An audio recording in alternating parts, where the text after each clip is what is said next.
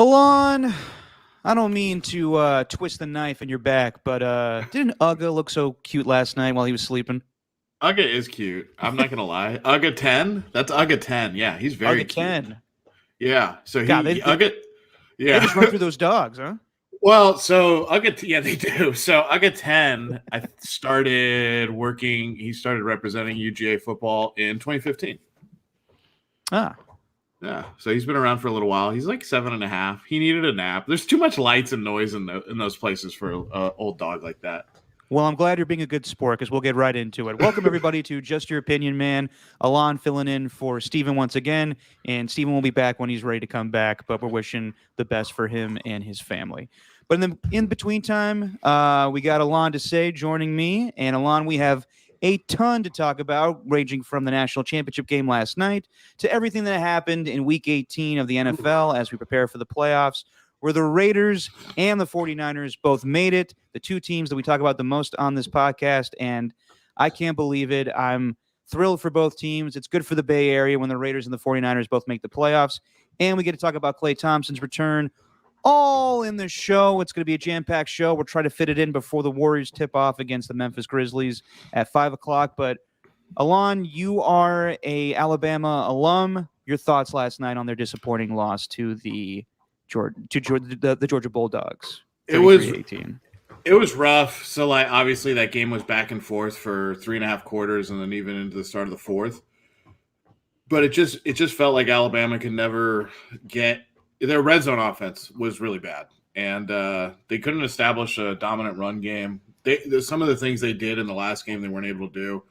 Some of that goes to no John Mechie, no Jamison Williams, the two wide receivers, and then obviously you're missing your two best cornerbacks, Josh Jobe, and his name evades me right now, but you're missing your two best cornerbacks. So like a lot of pressure on Will Anderson and Jordan Battle, guys like that, Henry To'oTo'o, the middle linebacker. But they played really well. It's a very young team. The nice thing is most of these players are going to be back. But Nick Saban, the cameras picked it up at the end of the game where he told Kirby Smart, he said, "You guys kicked our ass in the fourth quarter." And it was true. They did. I mean, they put up 20 in the fourth quarter. And that really changed the game. And that being said, like, I was surprised this team got this far. I thought after the A&M loss, I was like, okay, they're probably going to lose the Iron Bowl, as much as that hurts me, just because they're such a young and experienced team. They ended up winning. And then the Cincinnati game, I mean, that's not even fair because it doesn't matter how inexperienced this team was. They were going to make it if they were going to play Cincinnati. So all in all, it was a great game. That's one thing. So like after Bama loses a national championship, so like when they lost in the playoff to Ohio State, or when they lost to Clemson to 2 times, whether it was Hunter Renfro's catch or the blowout in Santa Clara, like those ones hurt a lot more because I thought those teams were like primed to win. And this one just felt more like, I don't know, if there ever was an upstart Bama team, this is the one, and they still ended up making it to the national championship. Any Alabama fan I know, from you or people I work with at NFL Network, everyone says it was a rebuild year. A rebuild year. Well, they go to the national championship. Are you kidding me? Yeah, it really was. It's the one thing I really loved after the game was Saban really tried to he's taken a totally different approach with this team than he has with other teams in the past. And he really did a good job of being like, I'm proud of these guys, can't take anything away from them. And one of the reasons he's saying that is the older guys who are on this team, they all won a national championship last year.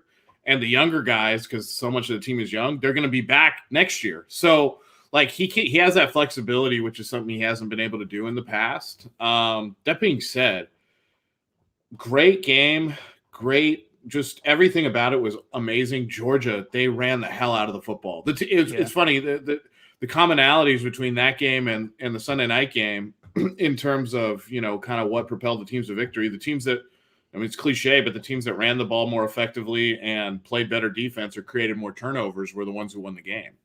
And that's kind of what happened. Credit to UGA. One of the things I didn't like, though, and this is just me, I don't know why they put these games like in a city like Indianapolis. There's nothing wrong with Indianapolis. It's just like, it's not New Orleans. It's not Phoenix, Arizona, where they play sometime. It's not Miami. Like, so I don't know what the deal was. Some part of me wonders if that has anything to do with the NFL scheduling a week 18. If for some reason some of that availability that was there in the past maybe wasn't there, or if Indianapolis. That's not true because Indianapolis was already selected a few years ago. So Yeah. it's just kind of a weird choice. Well, but that being said, everybody showed up. I mean, the place was sold out. It was rocking. So yeah, and Indy needs a little something after their terribly disappointing loss to the Jaguars. Good Lord, we'll get into that later. But real quick, if you're an Indy fan, so like say you're a Colts fan, like and you're sitting in Indianapolis and you have expendable income, do you just go, well, that game was such a pisser on Sunday that I guess I'll go to the national championship game tonight and try to watch something competitive? Yeah, why not? I mean, it's in your city. Go check it out. I mean, you and I was there when the national championship came to Levi's. That was fun. Clemson. It was fun. I ran to you and our buddy Wes Mills. Yep. And even though that was an unfortunate night for you, like last night, still a fun time. Just my thoughts of watching the game. I think we've had a 3-day or 2-day bonanza with football, ranging from the 49er and Ram game to the Raiders and Chargers to the national championship last night. And I know the game didn't go your way. I enjoyed watching the game. I was hoping that the game would end with no team scoring a touchdown because I would have loved every fucking second of that. That would have been beautiful if that game was such a slobber knocker where it was a slugfest for that long and the game ended up being like 12 to whatever, 9. And it just would have been a fantastic game. It would have, like Georgia had probably, in my opinion, the best college defense that I've seen. I've seen some great college defenses before, and sometimes you have lackluster performances like they did against Alabama in the SEC championship game. But for the most part, they either held a team to single digits or shut them out. It's one of the more incredible things I've seen. And in college football, there's usually such high scoring that I loved this, this slugfest where in the end there was a lot of points scored. But for the most part, through 3 quarters, you're like, damn, this may be like a no touchdown game. But yeah, in the end, the difference was Alabama's inexperience, especially in their secondary. What's the quarterback of Georgia's name? Stetson Bennett. Yeah, this guy's what a story around. He is. Yeah, fantastic story. Timothy Chalamet will play him in the biopic. Hey, you know what? Timothy Chalamet might actually be tall. Yeah, he kind of looks like him. He might actually be taller. I'd have to check the heights on those guys. Apparently Timothy Chalamet, who I only know him from a few movies, is actually pretty tall. So, and sorry, I forget his name again. What's his name? Shane Patterson. What's his name? It's Shane Patterson. Stetson Bennett. Sorry. I think the 4th. Yeah. Stetson Bennett making the rounds today. He was on Good Morning America, just totally tired and not giving a shit. But he had a great game. If you're a college student, you got to go on national television the next day. Exactly. After he's probably partying the whole night. And he challenged the Alabama secondary, a lot of PI calls. But in the end, you got to give it to Georgia. And if Alabama would have won, all we would have heard today was, how could you make that call with the fumble in the third quarter? Was the third quarter where they made that fumble? Okay. Yeah. So you and I were texting during the game, and there was a play, 3rd down. No one thought twice about it. Everybody thought Alabama stopped Georgia. It looked like an incomplete pass, and they were going to punt the ball back to Alabama. Then they review it, and it looks as if I keep forgetting the guy's name. I'm sorry. What's his name? Stetson Bennett. Sorry, Shea Patterson. Whatever the hell. They're all the same to me, honestly. The fumble is coming out of his hands. The ball is coming out of his hands. It's a clear fumble. I know people are going to say like it was a forward pass. It was a clear fumble. The ball's come out of his hands. And then for the Alabama player, I don't know his name either, but the ball pops up into his hand, just lands in his bicep basically while he's tiptoeing along the sideline, not really making an effort. I mean, he made an effort to recover the ball, but it wasn't like, oh, that's a clear fumble. He just did it because, it was, skill memory. Just like, oh, catch the ball before it goes out of bounds. And they're lucky to get that play. And it was the right call. It was the right call. A lot of people were up in arms saying, how could you make that call right there? But it was the right call. it just seemed crazy to me that they went through so much detail to go do that, because that's not normally a call you make in college football. That was a full NFL review. It was. And I mean, usually the reviews in college are so quick because the booth will initiate them, and they're just like bang bang. They just kind of know already which way they're going to go. And this one was interesting because they called it a fumble on the field. They called it a fumble and a recovery on the field. Even if they didn't, when they slowed it down and you saw Bennett's hand going forward, the ball was already out. The ball had been. It was really weird because the ball just popped straight up in the air, and it was like he threw an empty hand, basically, is what it was. And it was a really kind of fluky fumble. I mean, he got hammered on the play. Don't get me wrong, but I mean that was an incredible play. Bama just couldn't convert in the red zone. They settled for way too many field goals. But that review, that's what you said too, because we were texting, and I was like, I think it was a fumble and recovery. I think it's going to stand because of the way they called it on the field. And then when they showed the replays, I was like, definitely it is. But you said, wow, this is like a full, like you just said, NFL review. I mean, what was that, 2.5 minutes that they took to really dissect the whole darn thing? Yeah, and normally in college football, you let things go, like no harm, no foul. It's not a big deal. Obviously, it was third down already. It's going to be a punt anyway. Exactly. That was a full, like, hold on here. Let's take a moment to look at this. Yeah. And in the end, it doesn't really make the outcome of the game any different because Georgia ends up winning the game. But yeah, I thought it was crazy that they reviewed that play, and thank God we're not talking about that today. Obviously, you would have loved if Alabama would have won. I know. Don't wince. I know. I understand. Yeah. But in the end, it was great. We have had some great football the last couple days, and the biggest thing coming out of last night, we found out that Andrew Luck is still alive. Barely, though. Yeah. He's a little skinny. He's kind of withering away. No, I'm kidding. He looks great. He just doesn't look in football shape anymore. He's kind of got your mustache going on, the Freddie Mercury. The most hyped up prospect of all time. Yeah. Yeah, and I've been fascinated with what Andrew Luck has been doing with his life since he left football. As you know, as most people know, my dad was obsessed with Andrew Luck. We always joked that he was the firstborn son in the Papa family. But he honestly was one of the best prospects of all time. Yeah. And for him to retire from football so early is just devastating. You always wonder what Andrew Luck could have been. In my opinion, he would have been a Hall of Famer, and he had the talent and the mentality to be that. But injuries just caught up with him, and it was kind of fitting that Andrew Luck and Robert Griffin III were there together because they were both 1-2 in that draft. I guess they both went into the College Football Hall of Fame together or something. It was just weird seeing him, and I'm curious to see more of him. I want to know, like, I would love a 30 for 30 on him. I've just always been fascinated with Andrew Luck because it's sad that we never got to see his full career. No, we saw him. We were really spoiled when it started.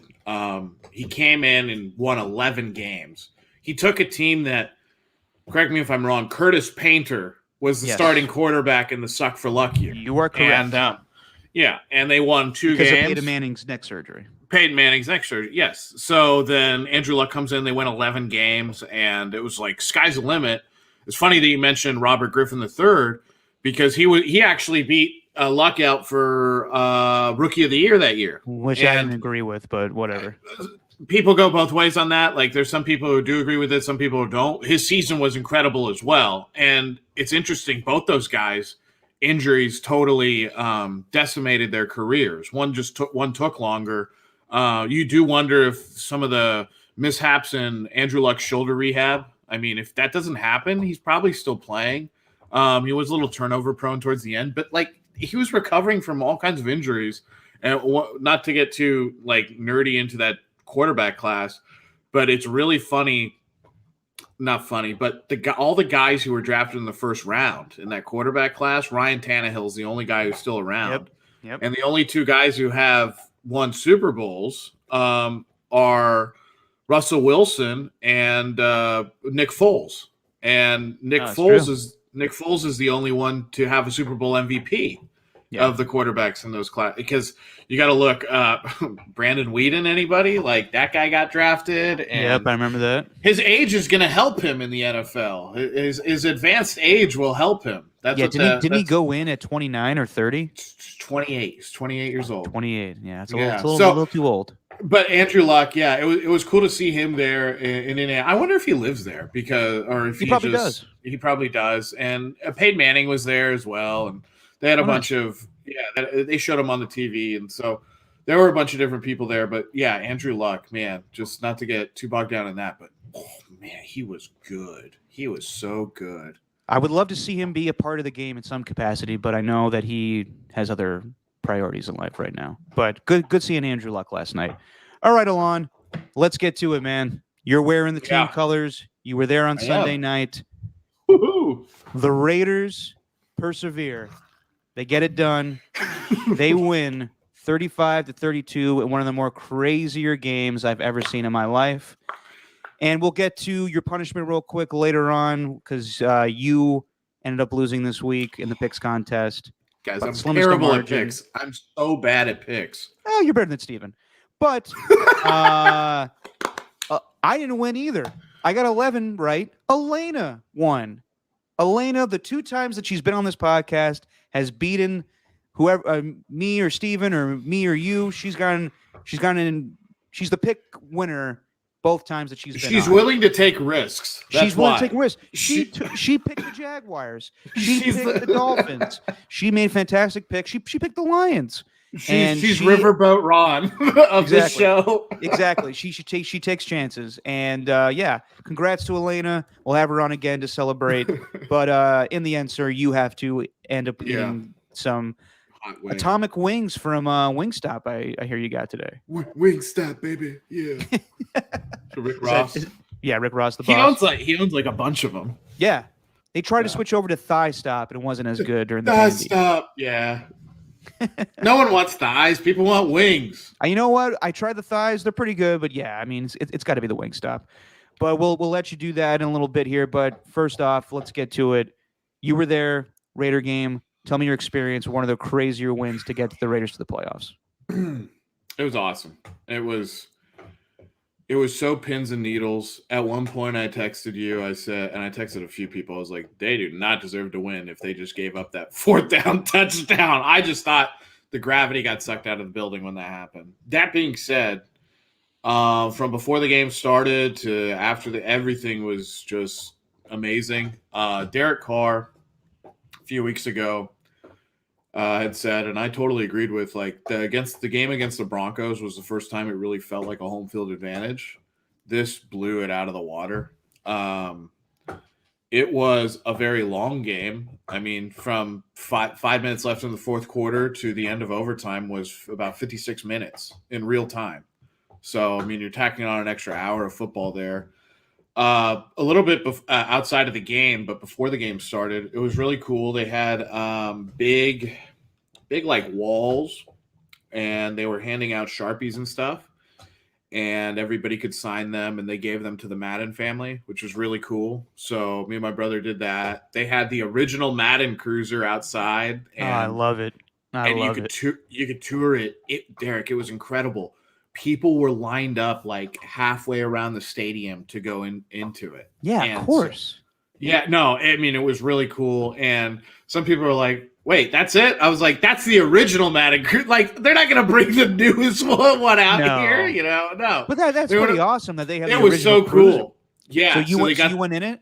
Yeah. So went in it, saw it. Like, it's crazy. I mean, that guy used to drive across the country in that thing. That's a dream, man. I am so jealous of Madden for him being able to do that for decades. Isn't that that's just so baller. That's a dream job. Yeah. And so they had that there.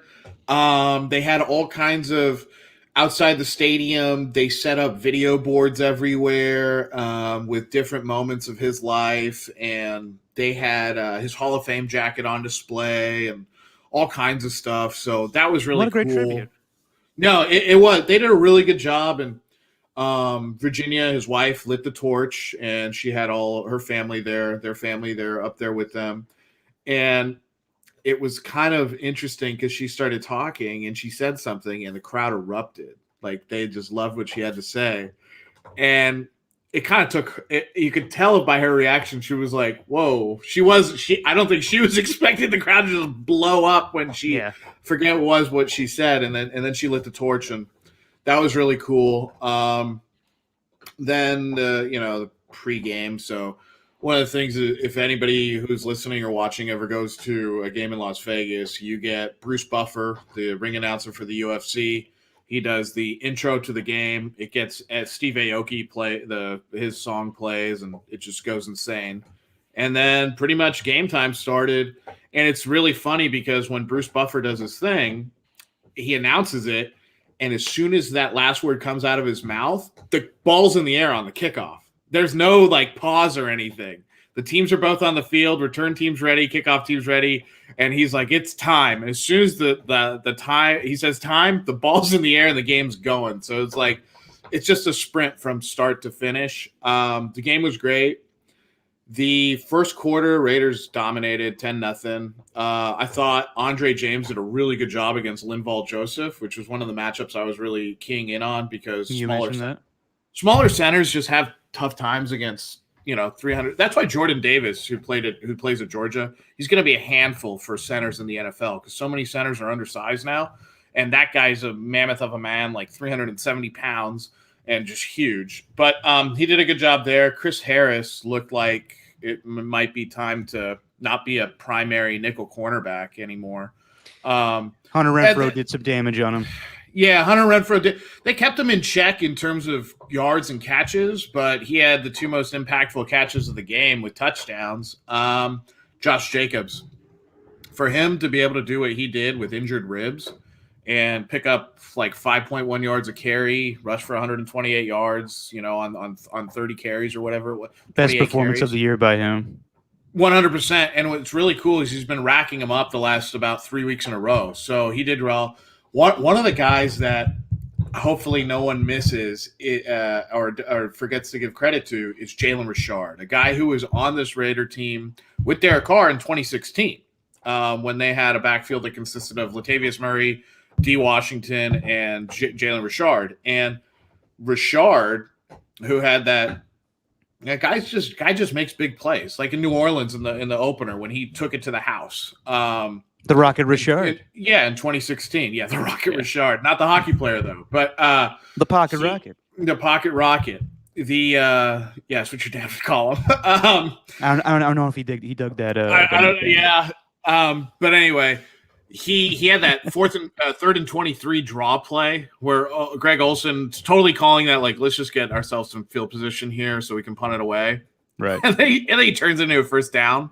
Like, there were two Charger fans sitting behind me and my brother, and they were like, "Oh, shit! If we can't stop a draw play on 3rd and 23." They were very similar to me in terms of if we can't stop a 4th and 21 on the game's over. And so there was a lot of those moments. A lot of breakdowns of defense on both sides, but yes, things kind of shit. Yeah, go. No, I was saying like one of the things that we talked about was you got to run against this this 30th ranked run defense, and for them to give up that huge play. I was listening to that play driving back from NFL Network, listening to the Chargers broadcast because it's local here in LA, and hearing Matt Money Smith and Daniel Jeremiah go, "You got to be kidding me! They're giving up a 3rd and 23 on a draw play." And at first, they had to review that play. Yeah, because the yardage, the first down marker was wrong on the NBC broadcast and threw everybody off. But that was incredible for Jalen Richard to pick that play up. It was, and he does such a good job. He does everything right. I mean, he's great pass catching back, but he's so good in pass protection. Then he just does things like that, and he's just a great safety valve. The Chargers ended up scoring 2 touchdowns, though, making it 14-10 there for a minute. And then the Raiders got a touchdown. There was a Zay Jones PI, and everyone's like, "Oh, ball was uncatchable." Well, it was in the corner of the end zone. It wasn't actually out of the end zone. And you just can't tackle a guy. You just can't tackle a guy in the end zone. I mean, it sucks because Zay Jones is not going to get there. He doesn't have the speed to get there. And it would have been incredible to track the ball and then reroute himself. But you just can't do that. So that's why that happened. that being said, everything was kind of on pins and needles. The Raiders really needed that touchdown. And people were kind of like, this is a iffy game. This is getting really tight. And then Little John did the halftime show. And there was a lot of everybody is screaming in the stadium. I give a lot of credit to Little John for getting that stadium hyped up for the second half. He was instrumental in the Raiders winning. I don't doubt that. Was it Little John and the East Side Boys, or just Little John? That's what I kept saying. I was like, "Where are the East Side Boys?" Whatever happened to the East Side Boys? I don't know what they ever did. Yeah, they were just there. They would carry around those gasoline containers full of like whatever the hell those guys drink. They were just always. I always thought they were Little John's bodyguards because they were huge. The East Side Boys were huge, and Little John was little. Little John was little. Yeah, he was. The Get Low videos, it was just them in the background dancing. And I'm assuming Little John always made the beats. I don't know what the East Side Boys did, but either way, sorry. Back to the game. Well, Lil Jon, the ultimate like hype man since Flavor Flav. Maybe East Side Boys were his hype men. Maybe the hype man had some hype men. But anyway, he brought the house down. He played all his hits and everything. And the last song he did was Shots. And the liquor lines, were insane when everyone was just and he was like, and he actually said, if you're not drunk, get the F out of the stadium, like all this stuff, like.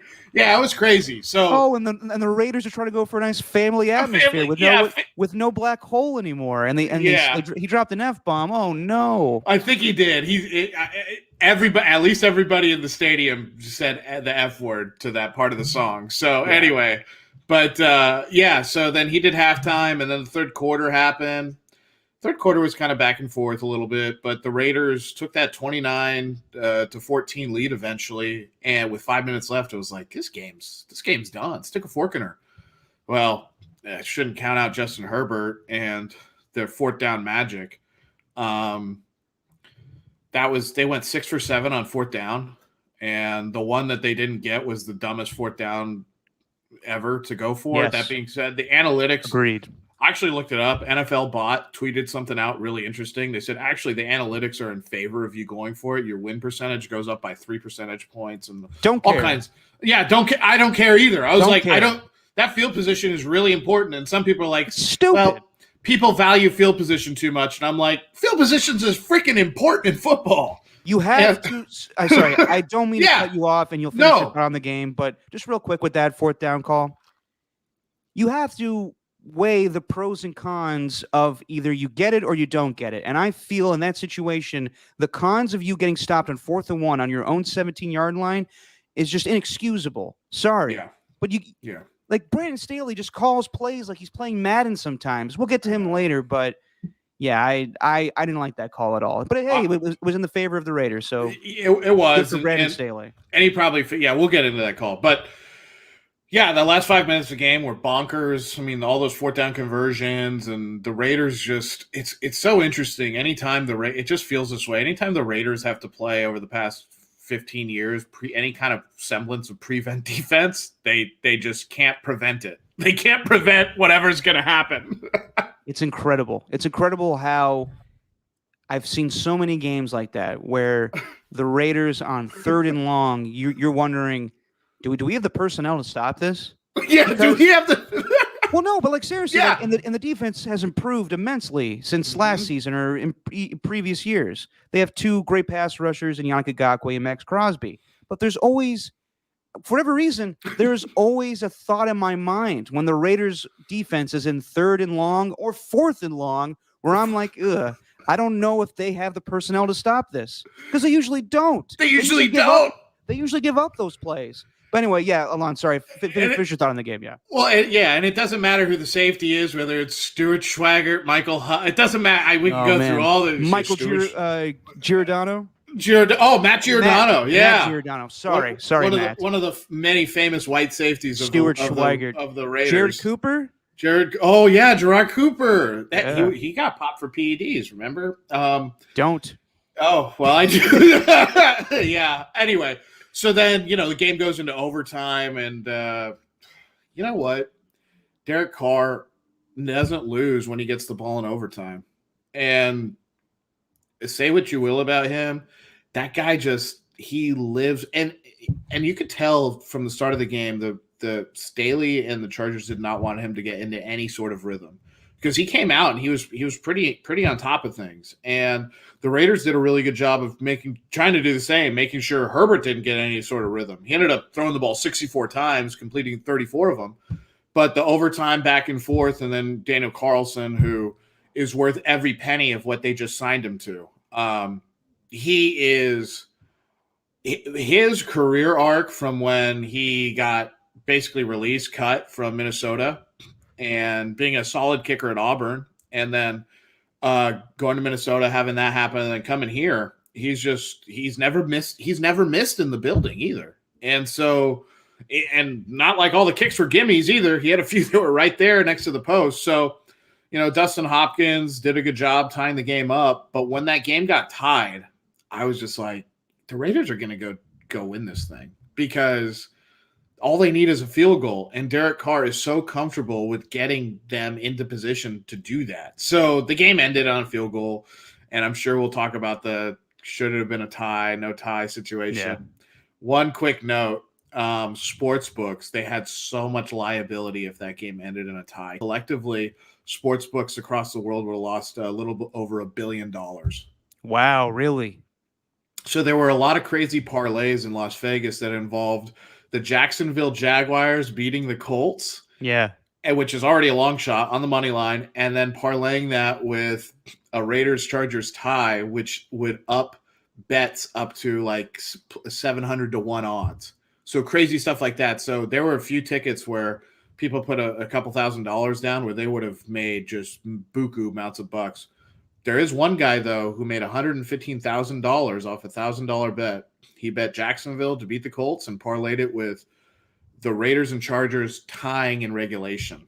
Oh, yeah. That's life-changing money right there. Yeah, it is. And that was the thing that everybody was talking about. There's no way that happens. The first scenario to that with the tie. And I was talking with you, like, why is everybody talking about the Raiders and Chargers in a tie? If the 49ers and Rams tie, it's the same thing where both teams go to the playoffs. Yeah, in the end, both games go to overtime, and the Raiders-Charger one was the most likely one to end in a tie. And who knows what would have happened with, if Brandon Staley doesn't call that timeout. But, Alon, I'll say what I say about the Raider game. You go ahead and eat your chicken wing. It was a great game. Real quick, I just want to say it was the best NFL game I've ever been to. Yes. Ever. So, and enjoy that atomic wing. You don't usually eat atomic. I usually do. It's part of the punishment, and I hope you enjoy. But all you need is one wing. Actually, you know what? Sorry, you need 3 because you lost by 3 to me. Well, I got 3, so. Oh, perfect. Then you know already. All right, my thoughts on the game. It was probably the craziest Raider game and craziest Raider win since 2017, where they beat the Kansas City Chiefs on that Thursday night game, where we had 3 endings between the Jared Cook touchdown to the Michael Crabtree first touchdown to the Michael Crabtree third touchdown, where it kept going back and the penalties kept calling. And it was one of the that was probably my favorite Raider game experience. It was the last season where I was in the booth with my dad. It was my dad's last season. It was just a crazy game, great win against one of our hated rivals. Probably the craziest game since then. This game was nuts. And it's a typical Raider game where the Raiders play well, but they also let the team back up in it at the end. Like, there were so many chances where the Raiders could have just pulled away, and in typical Raider fashion, they let the team come back in. And it's just crazy ass stuff, and I'll get into it all. But yeah, the only complaint I have with far as the Raiders played defensively, they were a little leaky in certain times. Obviously, giving up for a 3rd and longs and the 4th down plays. But as far as play calling, I like Marcus Mariota. I think he brings a different dimension to the offense. But I think it's a little too much with Marcus. I think that Derek should be on the field a little bit more instead of going to this Marcus Mariota package. And I hope they do that going forward in the playoffs, because to take him out of the game, I think kind of throws the offense out. But yeah, Jalen Richard with the play of the game. God. It was you all right there? It's a little hot. Dude, those are hot. They stacked those up, but they put habanero on it too. Oh, did they really? A little kick. Yeah. I got my Fansville here. Yeah, exactly. Dr. Pepper. Jalen Richard with a fantastic play. And yeah, here's the thing. So we talked about you got to make the Chargers pay for their fourth down calls, and they did once. That the one on the 17-yard line I thought was ridiculous. Brandon Staley, I don't know how he feels a football game, but that was just a bad call right there. And the Raiders didn't end up scoring on that play. They get a field goal out of it to make it 20-14. But yeah, besides that, there was some wackiness. The Raiders go up 26-14. And of course, Al Michaels had to say at the start of the fourth quarter, he jinxed it. If you saw the broadcast, he says, "There's no way this can end in a tie now because it's 26-14." I didn't see that. He said that. Yeah. Well, he's a Vegas guy. He always brings up, someone. He gambles. I know the people in the desert are going to be interested in that one. But yeah, for him to be like, "Yeah, the game's over. There's no way this game is ending in a tie." He jinxed it. He totally jinxed it. And then the last 5 minutes, everything went crazy, pretty much against the Raiders' way. There was the guiding catch on fourth down. Josh Palmer catches that touchdown on 4th and 21. On 4th and 21. Good Lord. Then Derek Carr almost fumbles the ball away with Joey Bosa coming after him. Luckily, the Raiders recover that. Defensive holding on 4th and 10 on the incompletion with Jared Cook. They penalize, I forget his name, Tamrick, number 33 for the Raiders. Rod Teamer. Yeah. And then Mike Williams with a 4th and 10 conversion. What else did they do here? I wrote it all down. That Mike Williams one I thought sucked because I thought he was short. Yeah. They reviewed it. They did review it. I thought it was a good call. It's just bad defense that he it was. Yeah. So how the hell, the one I don't get is how the hell did they overturn the guiding catch that looked That's what like, you kept saying. Well, it looked, I'm like, well, what'd you feel in the stadium? Like, it looked like to me. I thought it was a catch all the way. Did you really? Yeah. Because they showed an angle on the NBC broadcast and even did like the closer angle with the NBC see it. Where the nose of the ball hit the turf. It hit the field. But his forearm was under the ball. Yeah. In the end, they gave him the catch. And then Mike Williams catches a touchdown with no time remaining. And of course, we go to overtime. And it's all tied up at 29. And it was questionable. The Chargers almost screwed themselves. They score to make it 29-20 when it was 26-14. The Raiders get that pick off of Casey Hayward, kick the field goal. They're up 29-14, and a lot of people think the game's over. And then they score on the 4th and 21 play, and the Chargers decide to go for 2. And if they don't get the 2 there, you're basically screwed because it's a 2-possession game. Yeah, however, they get the 2, and it's 1-possession game. I don't know what Brandon Staley thinks sometimes. He's lucky he got that call right there or that play to make it a 7-point game. But if he didn't get that, then the team's screwed. I just think he doesn't realize the outcome of the situation sometimes where he's going to screw his team over, whether it's the 4th and 1 on the 17-yard line or you're down 29-20, and if you don't get the 2-point conversion, you're up Schitt's Creek. But regardless, Carr misses while they're in the end zone in overtime. That would have ended the game. Bad throw, but in the end, doesn't matter.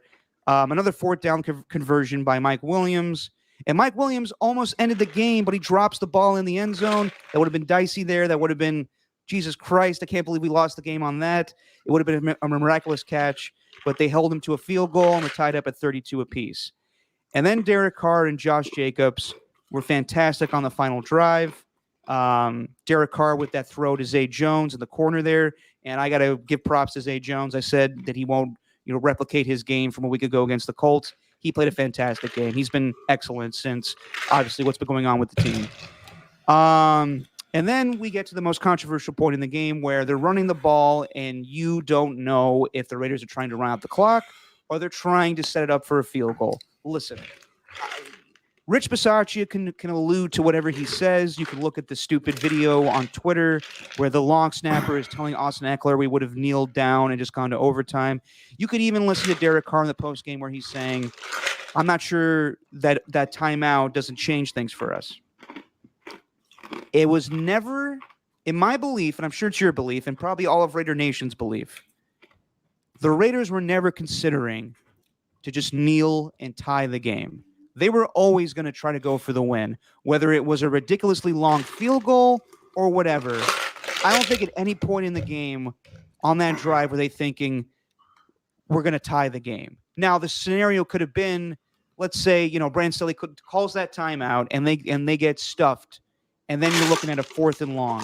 Do you attempt a 60-plus yard field goal? Who knows? Probably not. At that point, you're like, let's just cut our losses and we'll go to, a tie and both teams make the playoffs. But then you don't, like everyone's saying, like, why don't you just tie? Why don't you just tie? And I'm thankful that nobody had the opinion, well, the Raiders are cruel for kicking that field goal. Why don't you just say the Raiders are cruel? No, seriously. In our day and age, don't you think somebody would have had that opinion, just being like, why can't you just let both teams go to the playoffs? They're both trying very hard. It's rude for the Raiders to do that. Fuck that. The Chargers are a hated rival by the Raiders. If you have an opportunity to kick them out of the playoffs, you do it with the field goal. And I'm glad they did, because it would have been more cruel for them to just sit on the ball and have Ben Roethlisberger's career end. Sorry. So then there's all this drama with whether or not Brandon Staley should have called that timeout. And he probably should have done it earlier because he kind of screwed himself with the timing of everything. But Josh Jacobs gets the first down, gets him in field goal range, and Daniel Carlson has been money this year, ice water in his veins. Raiders win. They go to the playoffs. One of the more miraculous games the whole thing. I'm at a loss for words.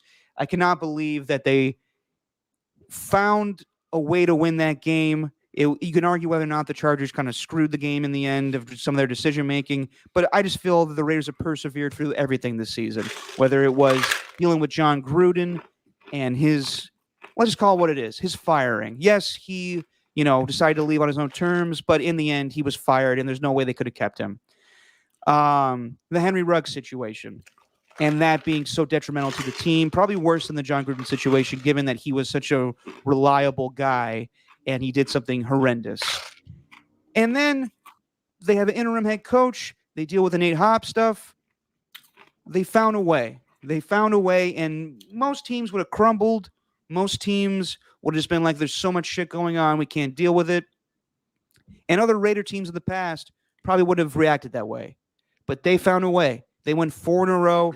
They go on the road and beat really good teams. I know that Cleveland was dealing with COVID, but they go into Cleveland and win. They go into Indy and win. And they beat a better Charger team, I know, at their own building, but they beat them with everything on the line, and they're going to the playoffs, and they deserve it. I could not be more proud of the Las Vegas Raiders. I agree. It was interesting what you said about Rich Bisaccia and what he's done and how most teams would have crumbled, because this team was on the brink twice this year when they lost to New York, then the Chiefs, and then the Bengals. In 3 in a row, they win against the Cowboys. So everyone's going, okay, so maybe things are, maybe they're righting the ship. And then they lose Washington and the Chiefs again. So in the span of, 5 weeks, you lose, 5 games? Or 6 weeks, you lose 5 games. And that's usually the nail in the coffin for so many teams. Not to mention even if they didn't have an interim coach and they had all their players and everything was going, the way that you would want it to go. It doesn't work out that way. And then for them to rattle off 4 straight wins, 2 of them super ugly against the Browns and the Broncos. This is still really hot. And then the Colts and the Chargers. Yeah, that is the idea. But they persevered. They've been able to overcome, just about every single piece of adversity. I think. Hold on, sorry. Apologize. Oh, my dad's calling. Sorry, Dad. He's probably smoking a cigar right now on the patio. But sounds nice. It must be nice. But the thing is they've overcome every little bit of adversity that they've been challenged with. I think the leadership core that they have in that building is really good player wise. I think Rich Bisaccia is, one of the telling things Mike Mayock said, and obviously, you're always going to try to use the right words and say the right thing. But I just feel like Mayock's not a guy who minces words I feel like he chooses his words carefully. And when they installed Rich Bisaccia as the interim head coach, he said this is I think he said one of, if not, or the best leader I know in football. Yep. And, it was like, interesting. Okay, this guy's is interviewed before for head coaching jobs. He's never gotten one. And now we'll see what he does. And he's done a really good job. And I don't know if this team wins as many games with Gruden as the head coach. I'd like to think they would have, but I don't know. It's a moot point. You shouldn't even talk about it. You should just look at what Rich Bisaccia did and look at the players they have in place and go, wow, they've done a really good job. And one of the things is they finally have that pass rush that they've always wanted. The last time they had a pass rush that was this effective, not this effective, but that was good enough to take over games was maybe when they had Khalil Mack and Aldon Smith for those handful of games. Or Bruce Irvin and Bruce Irvin would flash, but he was such a liability in so many different areas. He was similar to Yannick Ngakoue, but not as impactful, I guess is the way to put it. But you took the words right out of my mouth. They've overcome just about everything. They've been, NFL wise, on the brink of elimination pretty much every week since they were 6-7. And for this team who everybody thought was dead in the water to end up doing that, then to go to the playoffs. And real quick, you talked about this was never going to end in a tie. And I remember sitting in the stands, I was like, I wonder if they will not kneel it down for a tie, but I wonder if they'll get conservative and just try to run the ball. Well, do you think that at one point they were considering taking the tie? I think what they were not so much considering taking the tie. I think what they were doing is trying to mitigate risk. So I agree with that. It's not that, we're going to settle for a tie. It's that we're not going to, God forbid, throw an interception or call some crazy razzle anything that's going to put us in a position to lose the game. What did you think of Brandon Staley's timeout?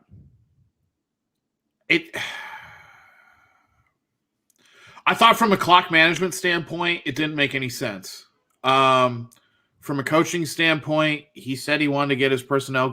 I don't buy that. I mean, you're shifting personnel in every play.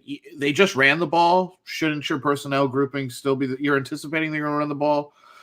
I don't know. I mean, I'm not saying it's not true. I'm not calling the guy a liar. It's just, what do you gain by making that calling that timeout? He said, I wanted to get exactly who I wanted on the field to make that field. He thought they were going to kick a field goal, according to his words. So he said, I wanted to make the field goal as long as possible.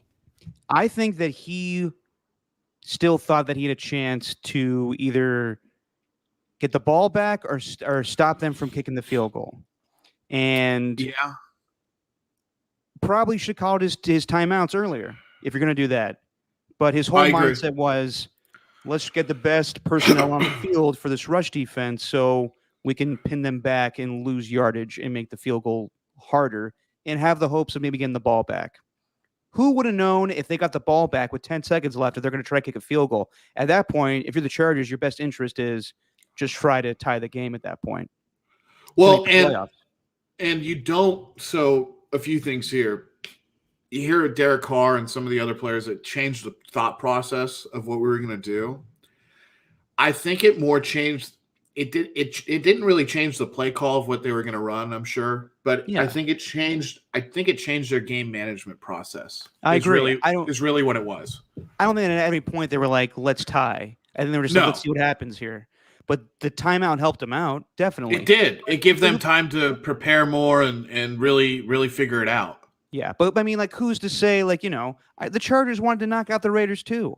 Yeah. They probably wanted to get their run defense in there so they could strip the ball away or pin them back with hopes that they can get the ball back, kick a field goal, and the Raiders are out of the playoffs. I don't think there was any point where both teams were like, let's try to tie the game. Now, if it got to that point with seconds only remaining and you don't want to do anything to fuck up the game for either side. And you're in no man's land, like at the 50. Yeah. But the Raiders were in field goal territory. They were crossing the 50. For anyone to say they were just going to kneel the ball down and just end the game, no. And the Raiders were trying to knock out the Chargers. I don't care what anybody says. That was their intention going into that drive there. They weren't just going to run the ball. And, if something happened and they got, pushed back, then yeah, maybe. But that didn't happen. Yeah, and that just goes into game strategy right there at that point. That's just the tactics change, because you're like, okay, well, the strategy is we want to win. Okay, that's kind of off the table now. We're in no man's land. We can't not miss the playoffs. Yeah. My brother brought something up really interesting during the game. He said, look, the Raiders really want to win this game, not just because they want to win and knock the Chargers out and everything. He goes, I'm pretty sure they don't want to be the 7th seed and face the Kansas City Chiefs. 100%. So 100%. By them winning and being the 5th seed and getting a matchup against the Bengals is so much better than having to go to Kansas City. Even when you factor out the extra day off. Yeah, it's a winnable playoff game. We'll review that game on the next podcast on Thursday. We got so much more to get to. But just real quick, you brought it up. This season has been so chaotic for the Raiders. Probably one of the more chaotic seasons I've ever witnessed on any level for a team. Yeah. And for them to find a way to make the playoffs is remarkable. And I hate when shows, and we're guilty of this too. Steven said it. I said it at one point. The Raiders are done. I hate saying that shit because anything could happen. Same thing for the Niners. There's so many people that said the Niners aren't making the playoffs. We got to just relax in our society now. We are just too reactionary to be like, this team lost. They're not making the playoffs. The Raiders found a way. And I've said this before. I'll say it again. Raider fans got to start respecting Derek Carr. Oh, yeah. You got to realize what he is. He is not in the same realm as the elite quarterbacks. And I understand that that's frustrating when you go up against guys like Patrick Mahomes and Justin Herbert. But any other quarterback, I'm not sure that this team gets to the playoffs like this. His demeanor when Gruden was gone was so just mature and just what a leader should do. He's been through so much crap in his career, from everything, from seeing Khalil Mack get traded away, from enduring the 2018 season where he had nobody and had no help, to moving now to a new team. Not a new team, but a new location. And people made fun of him saying, I don't want to, if I ever got, traded or released, I would retire. I want to be a Raider. This guy loves being a Raider. And it's a fire that burns within him, to steal the phrase from Al Davis. Mm-hmm. And he wants to win. He wants to win with this team, this organization. And I feel fans got to appreciate that. This guy loves being a Raider, and you guys should love that he's your quarterback. He got this team to the playoffs. And on the flip side, Rich Bisaccia. Initially I made fun of him being like, Jim Tomasulas filling in for John Gruden. And he's much more than that. This guy, like Mayock said, is a leader of men. Is he the head coach going forward? I don't know. I don't know because obviously it's a great story with Rich Bisaccia, but is he really a head coach? I don't know. I mean, there's more flashier options, obviously, with Jim Harbaugh, and we'll talk about that more probably the next episode, but it's incredible what he's done. No interim head coach has ever taken a team to the playoffs. And it's a testament to him. And, like Mayock said, he's a great leader of men. He got these guys to play hard for the last 4 games of the season and got them in the playoffs. I don't know if that wins him the job, but he certainly should be in the consideration as the head coach of the Las Vegas Raiders going forward. I don't know, maybe just for one more season to see if he can handle, a full season, even though he did coach the majority of these games. But I think Rich Bisaccia is deserving of a conversation in the room. I agree. And I think, we talked about this before the show started. He's making it real hard to not take that into serious consideration. One of the things about Bisaccia I think is interesting is maybe he is a good fit for this team because of the leadership they already have on the team, with guys like Darren Waller, Max Crosby, Derek Carr, like Josh Jacobs, like guys like that who are very just they have their personal lives kind of settled out and things like that, and they're very mature about everything they do at this point. And maybe they don't need, a guy like John Gruden who was so larger, not so much because he's larger than life, but just God, man, that guy is intense, and sometimes it just maybe that's not the way to go with certain teams. So if you get a guy like Jim Harbaugh in here, I don't want to get too into that, but like maybe that's not the right direction. Maybe that's not what the team needs. And maybe the buttons don't get pushed in that sense. Maybe they get pushed better when someone's like, hey, you guys are grown men. I'm a grown man. Like, I'm here for you, that kind of thing. And let's just do our business. Yeah, I think we make a big deal about personalities in, the NFL with coaches. Brian Flores got fired, and we'll get into that. Yeah. But he was a guy that fit that team. The team liked him. Mm-hmm. It's obvious the Raiders love Rich Bisaccia. Yeah. And sometimes ownership wants to make a splash, wants to make a big move, and the ownership doesn't really gel with the coach's philosophy. It's hard to say whether or not Mark Davis, likes the philosophy of Rich Bisaccia because it worked. It got him to the playoffs. Now, in the end, he could say, well, we didn't win a championship, so I'm making a move on a different, coach. We'll see what happens. But I brought it up. You brought it up before, too. Vegas is a flashy town, and they want, a flashy coach to go with it. That's why they got John Gruden. And Jim Harbaugh fits that style of what they want to do. They want a big personality as head coach. But it very well could be that doesn't fit the demeanor of this team, that Derek Carr doesn't need a head coach chewing him out. He knows what he's doing. Greg Olsen and him have been together since his rookie season in different parts. But and obviously there's things to improve on, the offensive line, more weapons for Derek. Derek Carr's had one of his worst seasons outside of the passing yards. I mean, the previous seasons with John Gruden, his completion percentage was up, and I mean his completion percentage and his QBR is down considerably this year. But those are statistics, and as Rich Gannon said, wins are the most important quarterback statistic. 100%. So it's just fascinating. It's fascinating to see where this team goes because they made the playoffs. This is a success. This season is a success, no matter what happens. If they lose, in a route to the Bengals, it doesn't matter to me.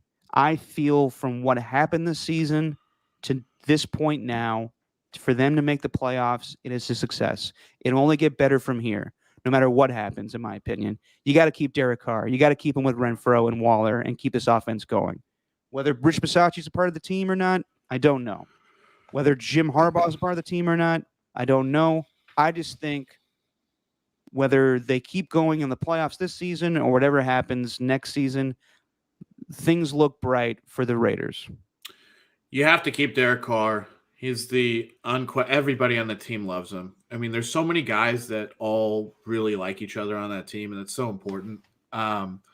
One of the things that's interesting about Derek Carr as well is like, hey, you also want to keep Derek Carr because you kind of lose your lifeline to getting a guy like Devontae Adams if you exodus a guy like Derek Carr. 100%. Not to say that Devontae Adams won't be franchise tagged by the Packers, but that might not happen if Rodgers is gone. But that's a different conversation for a different day.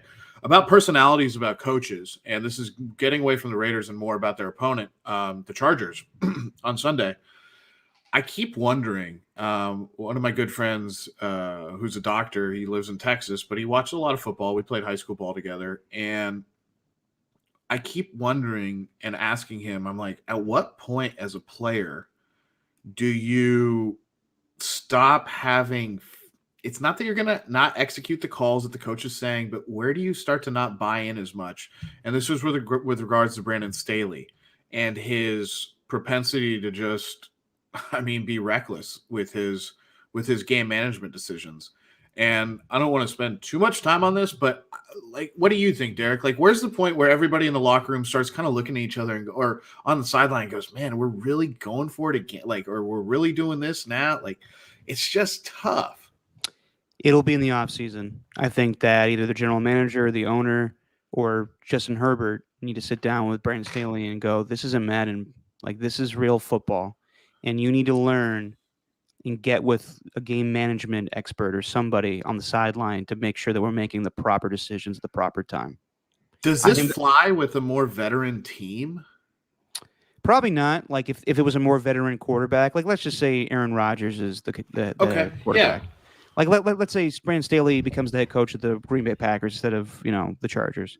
I'm sure there's multiple times where Aaron Rodgers is chewing him out on the sideline, saying, "What the fuck are we doing?" Yeah. It's his first year as head coach. It is. I think that Brandon Staley is a good coach. He got this team to play very well. I think it's an improvement over his name escapes me. Anthony Lynn. Anthony Lynn, who has been relieved of his duties in Detroit. He was the offense coordinator this season. Yep. I think that Brandon Staley is a good head coach. I just think he makes stupid decisions, and I hope that he grows into a better game manager as time goes on.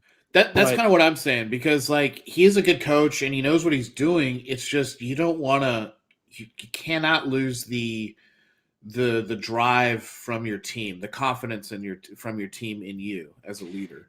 Well, who knows? Maybe the team loves that he does this. Yeah, maybe they love it. I don't know. It's just like, to me, I'm like, oh man. No, I'm with you, but like like they show the mic'd up segments every week of Jim Harbaugh or John Harbaugh asking his players, "You want to go for it? You want to go for it on the 2-point conversions to win the game instead of tying it up and going to overtime?" And they love every time that he asks them that. So it's just a feel thing. Maybe he's, the locker room loves that he's aggressive like that. Who knows? But it's incumbent on Brandon Staley going forward to learn how to manage a game better. But I do think he's a good coach and he should be given time.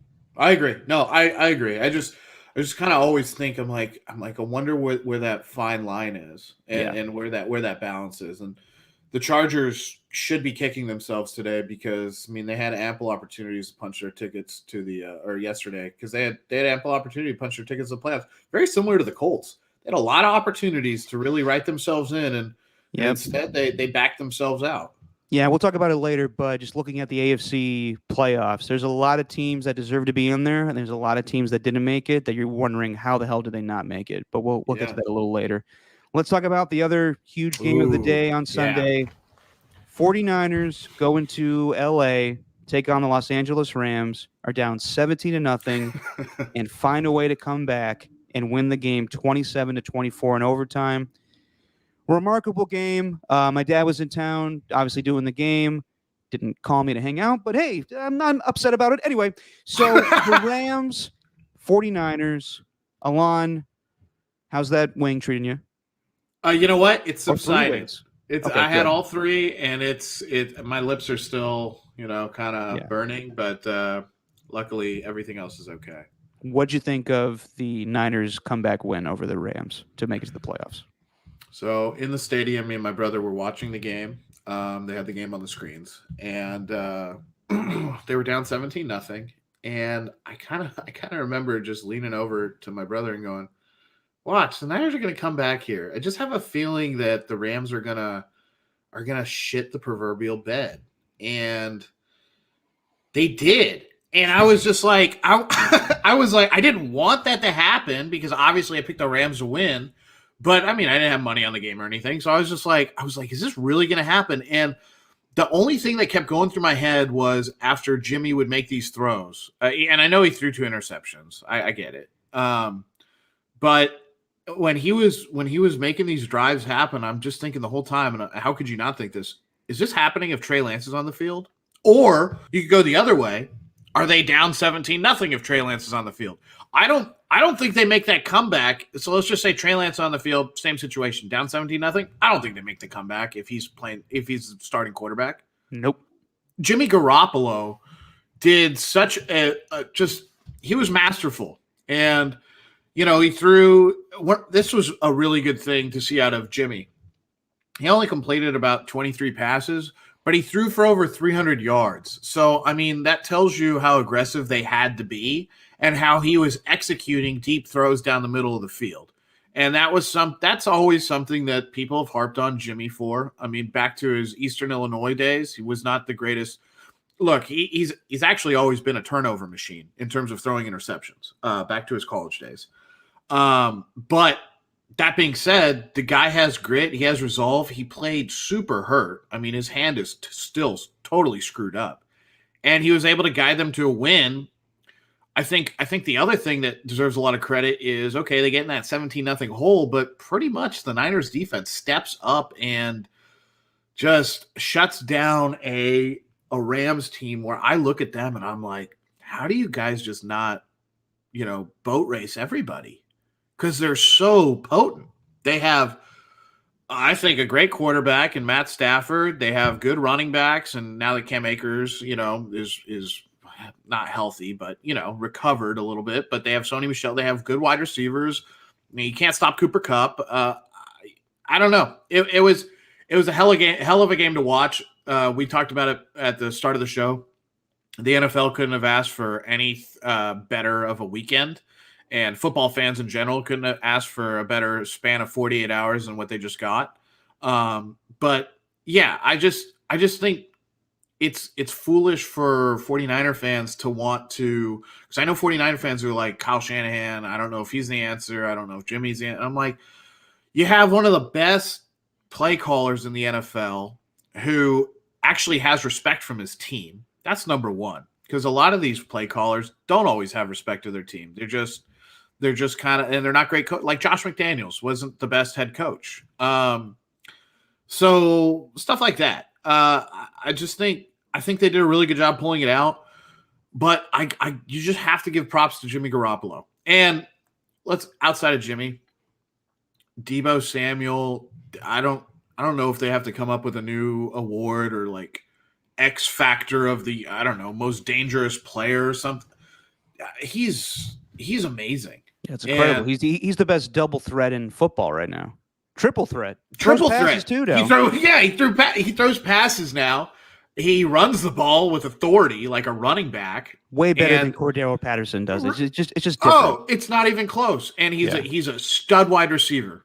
And outside of Deebo, it was really good to see Brandon Ayuk make some key plays as well. Juwan Jennings, the whole receiving core. And I think Niner fans should be really like, when they obviously they're thinking, okay, Deebo's going to get his. But when you get Brandon Ayuk going for like over 100 yards and Juwan Jennings getting damn near 100 yards, you're like, okay, something's starting to click. Yeah. And Elijah Mitchell had an okay game, but he was effective when they needed him to be. And you pair that with the threat of Deebo Samuel running the ball, like, I don't know. This is a dangerous ass team. I agree, man. So when the game started, I got the notification that Trent Williams was not going to play, and I was like, yikes. That could have sunk them. Jimmy's going to start, but Trent is out? That's rough. And I, along with you guys, I gave all the reasons why I thought the Rams were going to win this game. They had so much to prove. And I know that the Niners needed this game to make the playoffs. But the Rams needed to prove something before they went into the playoffs. And they wanted the 2 seed. They wanted to exercise the demons of the 49ers. And they couldn't get it done. And the Niners, early on, they had no answer for Cooper Kupp. Cooper Kupp. And I just thought it was going to be a long day. When they had the 17-0 lead, I was like, the Niners don't have the passing offense to come back into this game. I'm sure every Niner fan thought that. And I'm sure some people thought, should we have Trey go into the game to see what he could do? And I'm glad they stuck with Jimmy, because that was the right decision to make. On multiple levels. Yes. The difference in this game, as opposed to the Rams' 5-game winning streak before this, was that the Rams couldn't run the football. No. And they are now, I would say, more of a run-based offense. Even though they have Odell and even though they have Cooper Kupp and Van Jefferson, they want to feel comfortable running the football and balancing it out with the passing game. For the first, 10 weeks of the season, they were just the air raid, just throwing it. And their offensive line couldn't protect Stafford after a while, and he kept throwing out a shit ton of picks. And they had to change things up and run with Sony Michel. And the Niners knew that, and they took Sony Michel away in this game. And that was the difference. Even though they had the 17-0 lead, you just didn't think they were going to sustain it. Yes. Like it was one thing whether or not the Niners were able to put up the offense to compete with the Rams in the second half. But watching that first half, I was like, the Rams are moving the ball well in their passing game, but this isn't going to last. So they better hope their defense can hold on in the second half. The Niners couldn't contain the Rams front in the first half of the game. Aaron Donald, Leonard Floyd, Von Miller were getting to Jimmy, and he didn't have time to throw. I think at one point they had like 4 yards of offense to whatever the Rams had. and Higbee gets the 2 touchdowns. And that was weird, right? Higbee scored.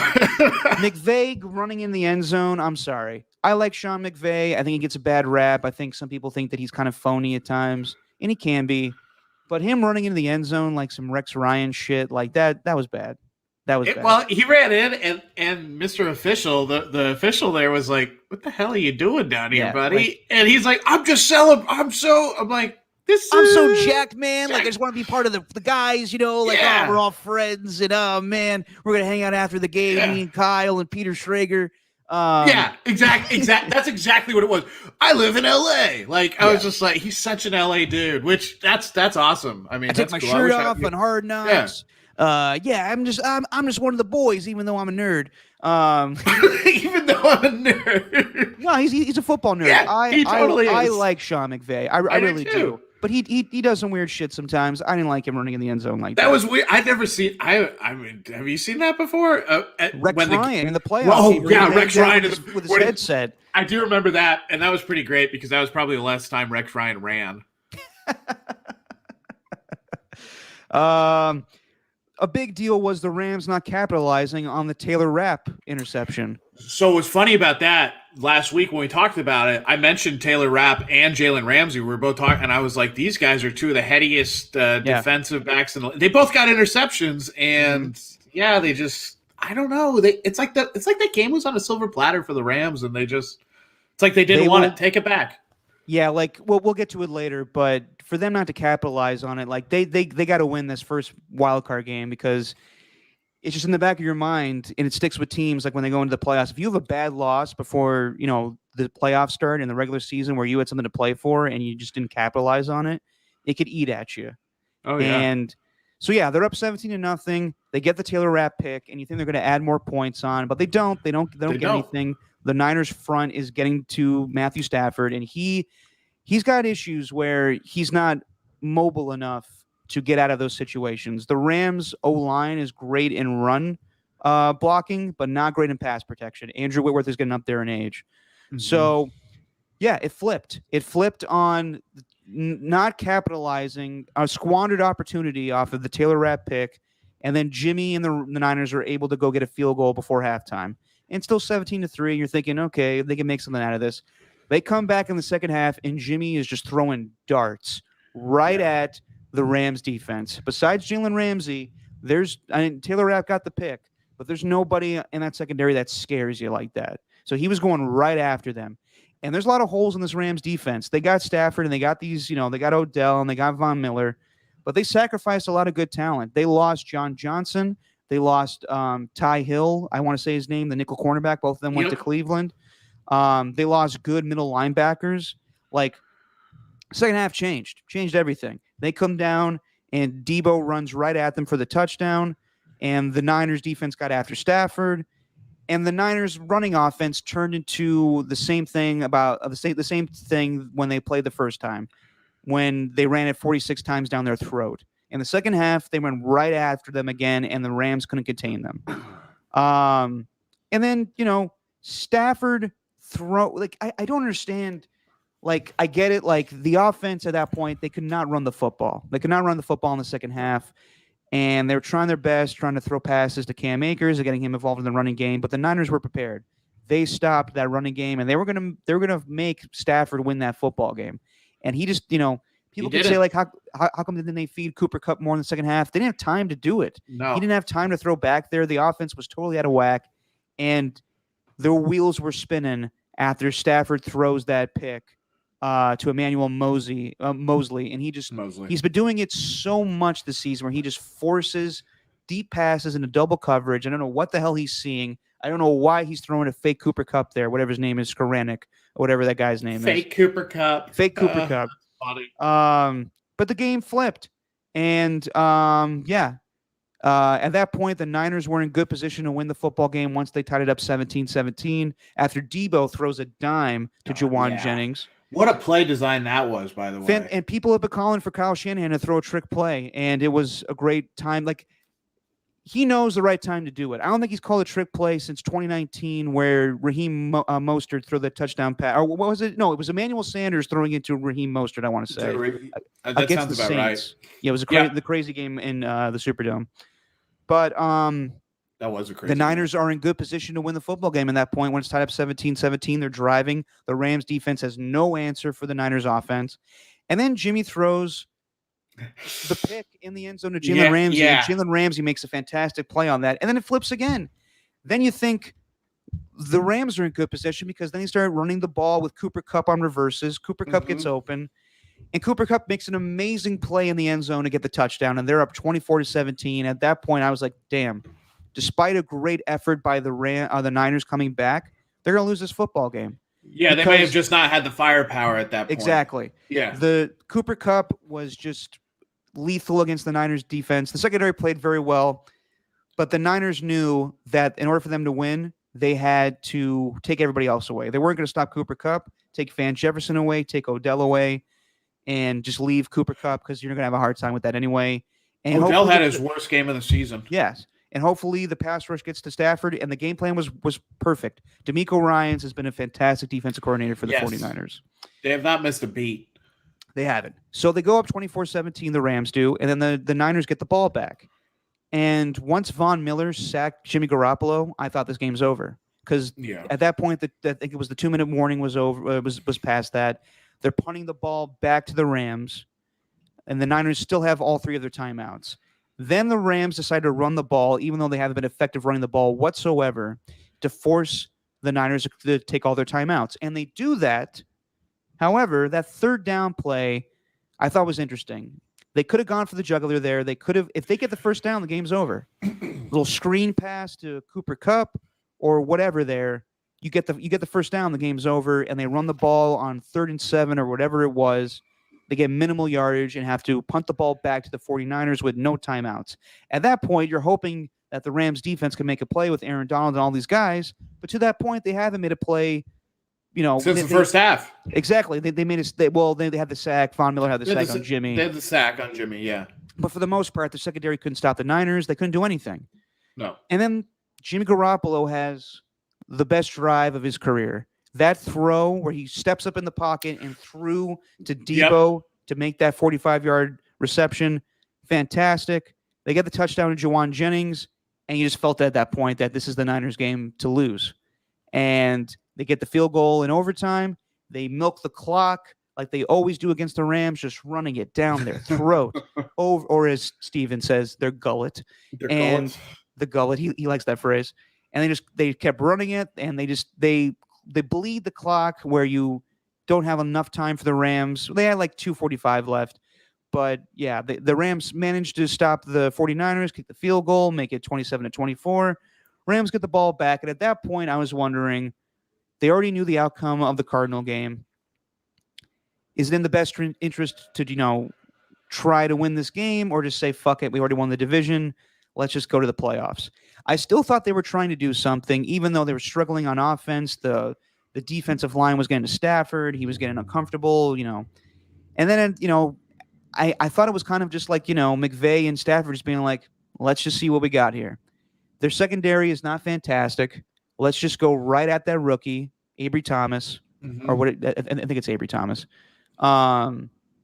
Let's just throw a straight go route of Odell, see if he beats him, and we win the game on a touchdown. If we don't, hey, we're in the playoffs. We win the division. Let's just see what happens. Play with house money. And Stafford doesn't throw the best ball, and it gets picked off, and the Niners win. Yeah. And just to give all the credit to the Niners, we all picked against them because everybody thinks we're Niner haters.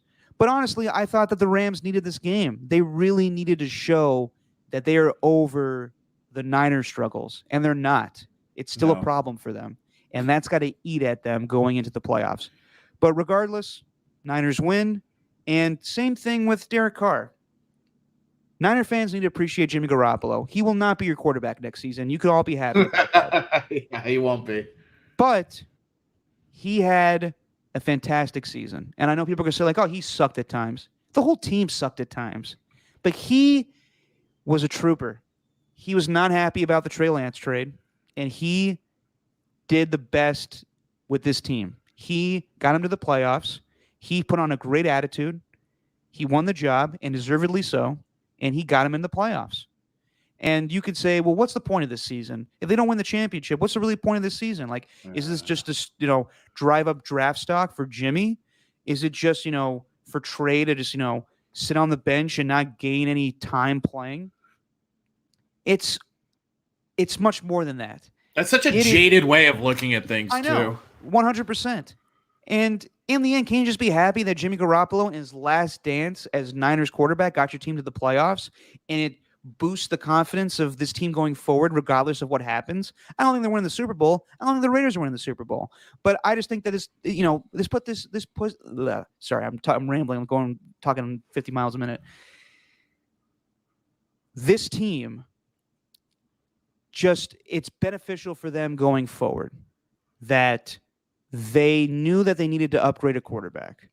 Yeah. And it probably makes them happy knowing that they wanted Matthew Stafford so bad. And in the end, they beat him twice. They didn't get the quarterback they wanted. They drafted the quarterback they wanted. Maybe. But yeah, I think it's a fantastic season. I think that Niners fans should be happy that Jimmy Garoppolo was willing to participate and do everything he could in this last season with the Niners, knowing that his job is being taken from him. And the same for Kyle Shanahan. I feel like Niner fans turned on him too this season. I don't get that. I don't get that at all. I don't understand. He's a fantastic coach. He knows what he's doing. Just let him do his thing, guys. How many other organizations would just do whatever they had to get a guy like Kyle Shanahan to be their coach? Oh, I mean, everybody wants the new McVay, even though McVay hasn't won a championship, and neither is Kyle. Neither is Kyle. But everybody wants like that, that great offensive play caller. And I think Kyle is one of the best in the business. He's not flashy. He doesn't want to throw the ball up and down the field. He knows how important running the football is. He likes playing defense. I think this team is in a good position going forward. We'll see what happens when Trey Lance is given the opportunity to play. And I know people are skeptical about that going forward, but I don't know, man. This team is scary. They have a great running game. They have a great pass rush. Secondary has some holes, but they're playing better. No one wants to play the 49ers going into the playoffs, and you can only give props to Jimmy Garoppolo and Kyle Shanahan for that. All right. No, I agree. So, as you yell at your dog. Yeah, well, she's going to go chew stuff or something. But, yeah, they're super dangerous. Back to the game they played against the Rams, it was interesting how non-existent what I think is a really good defensive line outside of Von Miller was in the second half for them. Because I mean, they got a guy like Ashawn Robinson, who's interior lineman, pair him up with Aaron Donald. They have Leonard Floyd, who has been great for the Rams since he's been a Ram. And they have Von Miller, who's a really nice luxury piece to be able to rely on too. I mean, he's your luxury pass rusher that has experience, and he'll be able to get you some plays. That being said, to do all that without Trent Williams is incredible for the Niners. And for Jimmy to do all of that with an injured thumb, it's incredible. No, that's what's so amazing is he really just gritted through it and did the damn thing and didn't let any of the noise get to him or any of that stuff, any of the outside noise, not the noise at the stadium. That was mostly Niner fans. It looked like. Oh yeah, dude. I mean, you heard. Was it a takeover? It was. Seeing from the outside of that stadium, I work across the street at NFL Network, just seeing all the red that showed up, it's a real thing. I don't know what it is about LA fans, but they don't show up to football games, professional football games. They don't have a pro football culture, and unfortunately, the most popular team there doesn't even play there. They play 4 hours away. Exactly. It is a Dodger town, a Laker town, or a USC town, a Raider town. Yeah, those are their teams. The Rams and Chargers are still feeling themselves. Like I know people, they make fun of the Chargers. Rams still have a hard time too in LA. I know they're the more flashier team and have the more high profile guys, but the Niners took over that stadium. They did. Yeah, they totally, because I saw it on the screen and I was just like, oh my gosh, look at all that red. And one of the things that I think is really interesting about Matt Stafford is they do everything they can to get him to make that big trade for him, and they jettison Goff and all this stuff, which is the right choice. Goff is not saying he's bad or anything. It's just, they did some incredible things with him in spite of him being their quarterback, I would say. And for that, so that 3rd and 7 call where they decided to run the ball that you mentioned, I don't get it. You did everything you possibly could to get Matt Stafford there, and you don't let him decide the game. That's number one. Number two, it has to be alarming for Rams fans that they were never really able to get a passing game going outside of Cooper Kupp. I know Higbee had the 2 touchdowns, but I mean, this offense has been completely different since Woods has left the team. I think that has changed their mentality going forward, that they are not as lethal as a passing game. And I know what's up with Odell. Like, I don't get it, whether he's not really integrated well with the offense yet, or why he disappears like that. It's mind-boggling. It's 100%. They made a lot of moves during the season. Like, to get Von Miller is a big deal. To get Odell's a big deal. To lose Robert Woods is a big deal. I don't think they've been the same team since. They found ways to win in that 5-game win streak, but they're still feeling themselves offensively, which is not good going into the playoffs. They were running on all cylinders until Robert Woods got hurt. They had a little hiccups here or there between the Cardinals and the Titans, but they haven't really recovered, in my opinion. They're still struggling without Robert Woods. Robert Woods is integral to their offense. And Odell showed up on Halloween or whatever it was where he got signed. Yep. They're still figuring out how to use him, and he was non-existent in the Niner game. And you could say what you want about Matthew Stafford, turned the ball over. He's turnover prone, but it's a good balance. I mean, you look at his stats, and he's right up there with everybody else this season. He's got 41 touchdown passes. Yeah, he guns it downfield. He's electric. He's a different type of quarterback than Jared Goff, and they're lucky to have him going forward. But as far as as big of a Niner win it was that big of a Ram loss. They wanted to knock this team out. They didn't want to deal with them anymore. No. And they needed to know going into the playoffs that we don't have to deal with this team anymore. And I'm not sure they're going to see each other in the playoffs. I don't think it'll work that way, but because the Niners have to play the Cowboys. A lot of stuff has to happen. A lot of stuff has to happen. But they wanted the 2 seed. They wanted to be the second best team in the NFC next to Green Bay. And it has to be heartbreaking for them to be up 17-0 to their hated rival that they've lost 5 straight to. In the end, piss the game away and lose in overtime. Yeah. They totally pissed it away. A lot of credit has to go to Fred Warner and Drake 100% as well. I mean, the job Eric Armstead, the job that they did in a 17-0 hole, like just to keep that. You knew the Rams wanted to run the ball. We all knew they wanted to do that, and to like put the clamps down when you're already in a big ass hole like that, and big huge hole. So you're at a deficit. So you're in a big deficit, and to be able to put the clamps down, it's just that's a gritty, gutty performance. And the Niners, I know they got to play the Cowboys, who are the most potent offense in the NFL, and if they're all clicking, they're just impossible to stop. But, oh, man, I don't want to play a Niner team that's just now starting to really feel good about themselves after beating up on their whipping boy, the Rams. Yeah. And it's bad. It's bad that McVay has lost this team 6 straight times.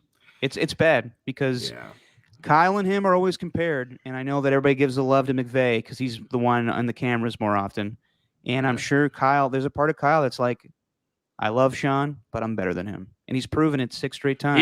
He is. They've both been to Super Bowls as head coaches, but head to head, it's not even close. Yeah.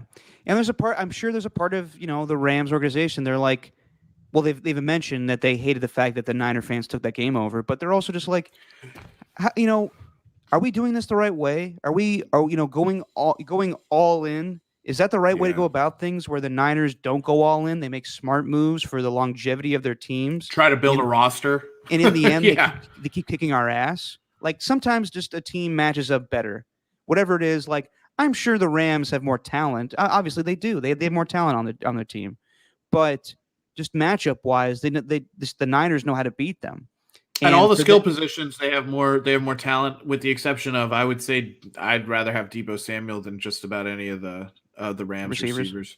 Yeah. Just because, and I love Cooper Kupp. Well, but Cooper Kupp, yeah. Deebo can do just amazing things. Yeah. It's remarkable how resilient the 49ers were, and how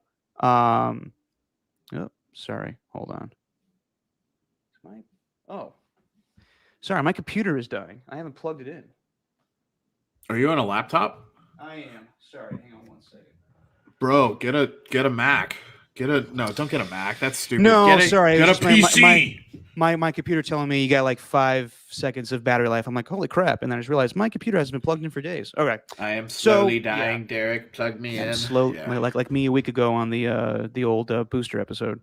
The booster episode. All good now. The one with the booster. Anyway. The one with the booster, like a Friends episode. Yeah. But yeah, just bad for the Rams and their psyche going forward in this playoffs. So fragile already against the Niners. No, it's incredible. Like they're meant, and then like you see the demeanor of all of them in the post game, from Stafford to Ramsey to McVay, all of them just being like, how the hell did we lose this game? And now we fall to the 4 seed and have to play the Cardinals again, where they were gonna, knock the Niners out and play the Saints in the first round. Like they would have loved that against Trevor Siemian or whoever they end up playing. Yeah. It's congrats to the Niners. It's all, no hate on this show. We love Bay Area stuff. So, I know the Raiders aren't in the Bay Area anymore. I was rooting for the Niners. I'm not a Rams fan. It's all Bay Area love here. From the Raiders winning to the Niners winning to Clay coming back. And we'll get to that in a little bit here. But just to cap off everything that happened in Week 18, an unprecedented Week 18, the first Week 18 in the NFL since 1993, where they had 2 bye weeks during the season. Did you know about that, Alon? No, I didn't. I know a lot of things. I just taught you something. You schooled me. I schooled you, baby. That's why you're still the master and I'm the apprentice. Maybe. Anyway, just reviewing stuff from Week 18. How'd you like those 2 Saturday night games to have a doubleheader before we kick things off for Sunday for the full slate? Didn't like it? I hated both games so much. Yeah. The Dallas-Philly game, I was like, really? And it was weird. I was like, both these teams are already in. Yeah, I know. Kansas City, Denver. Yeah. Well, I understood that game for the purposes of just because, Patrick Mahomes, good for national television. Okay, yeah. The Broncos hung around in that game, and of course the Chiefs needed to win that game to have a chance at the 1 seed. But Chiefs know how to beat the Broncos too. I think they've won 7 straight against them, and they're just a better team. Drew Lock, or who fumbled on the goal line there, whoever it was, and Nick Bolton returns the fumble all the way back for the touchdown. Yeah. Was it Lock or was it the running back? No, it was a running back. Sorry. No, it was Melvin Ingram on Melvin Gordon. Yeah. It was Melvin on Melvin. The 2 Melvins from San Diego. And Nick Bolton returns the touchdown, and the Chiefs win, and they lock up the 2 seed, had a chance at the 1 seed, but the Titans won. And then, that Philly-Dallas game, just an excuse to have both those teams on national television. That was a weird game. I didn't get why. I knew for seeding purposes the Cowboys still wanted to play just in case there was a chance. But it seemed at one point they were just beating up on the Eagles' backups, where Dak Prescott was throwing 5 touchdown passes. And you're like, that's great, but no one on this Eagles defense right now is a starter. They rested everybody because the whole team had COVID. Yeah, so that was really that. Well, I picked the Eagles to win that game. I didn't think that's how their roster would be constructed for that game. But I just I will watching that game. I was like, and then there were some moments where the Eagles kind of like looked like they were going to try to make a comeback and do something, and they didn't. Look, you're playing 2nd and 3rd string guys. You're playing practice squad guys against the Dallas team that is really like hoping that they can still get the higher seed. And it was a weird game. And it was. Those ESPN broadcasts are just weird as well.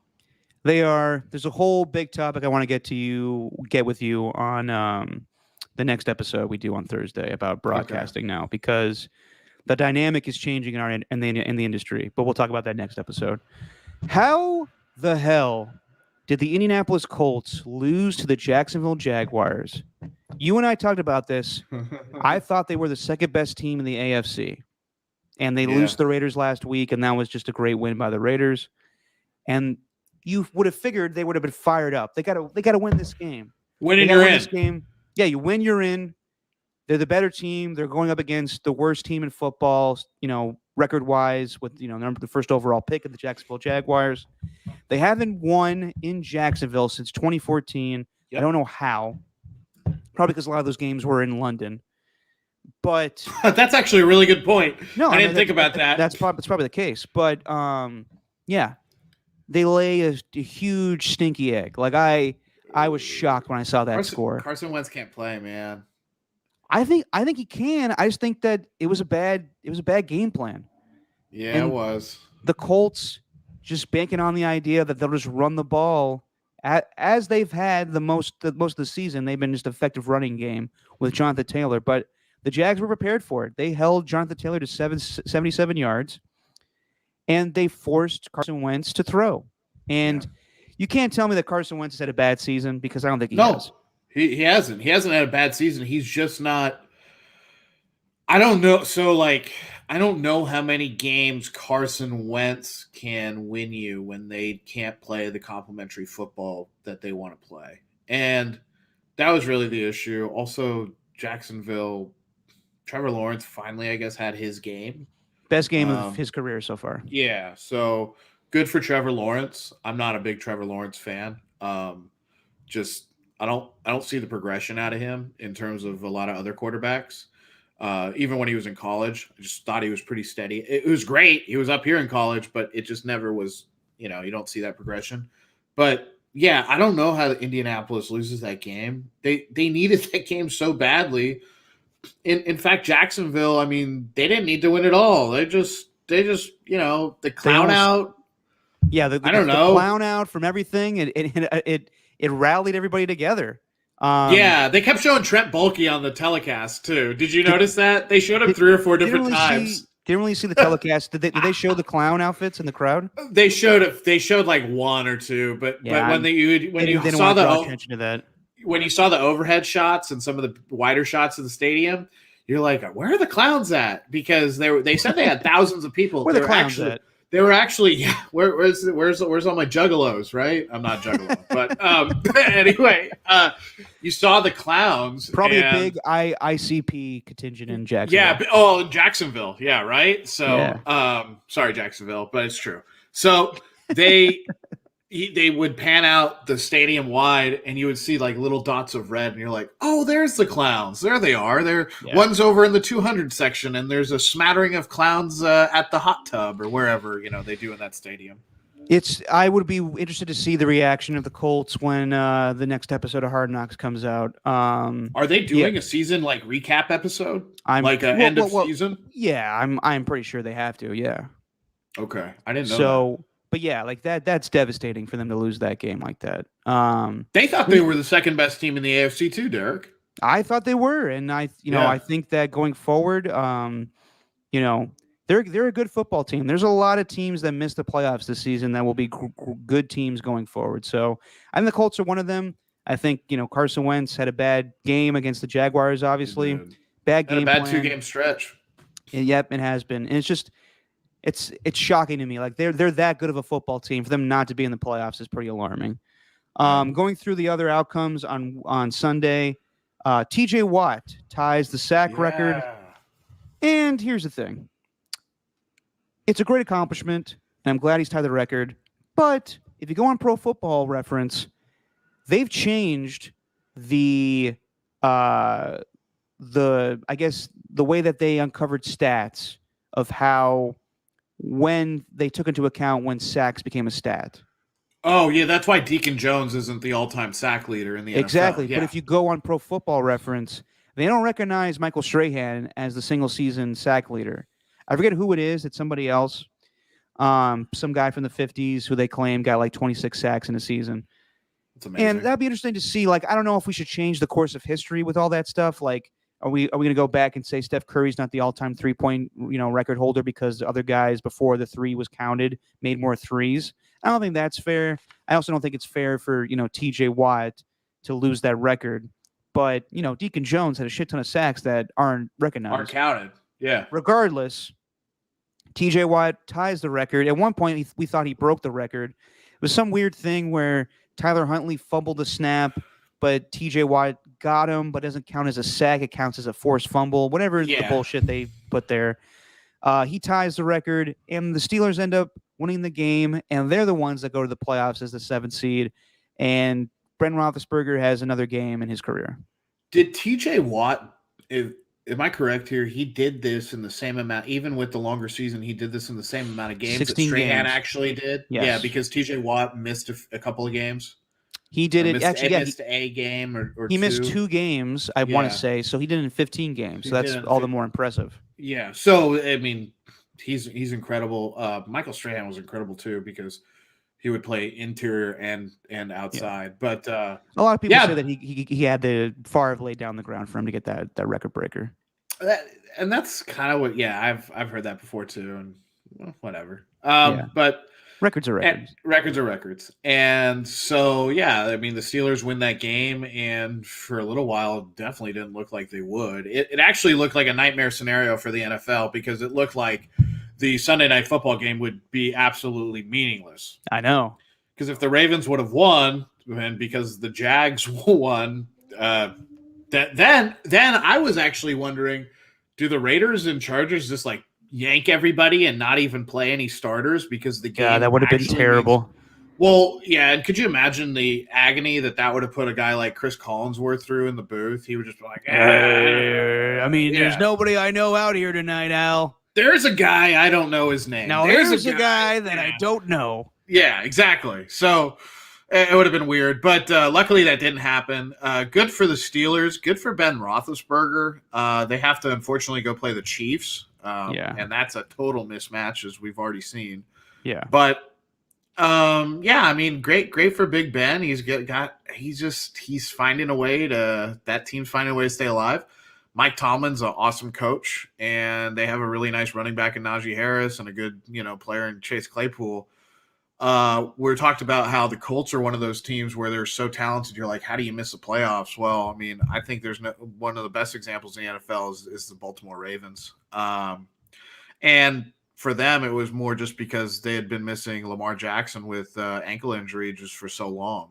But so many injuries too, even before. Before the season started, their running back room was annihilated. You lose guys like J.K. Dobbins, and you have to rely on Latavius Murray, and Gus Edwards is gone, and so a lot of different problems there. But they're a team who's extremely talented, and you have to think with Lamar Jackson on the field, that game does turn out differently. I mean, a lot of games. I think they ended the season with a 6-game losing streak where.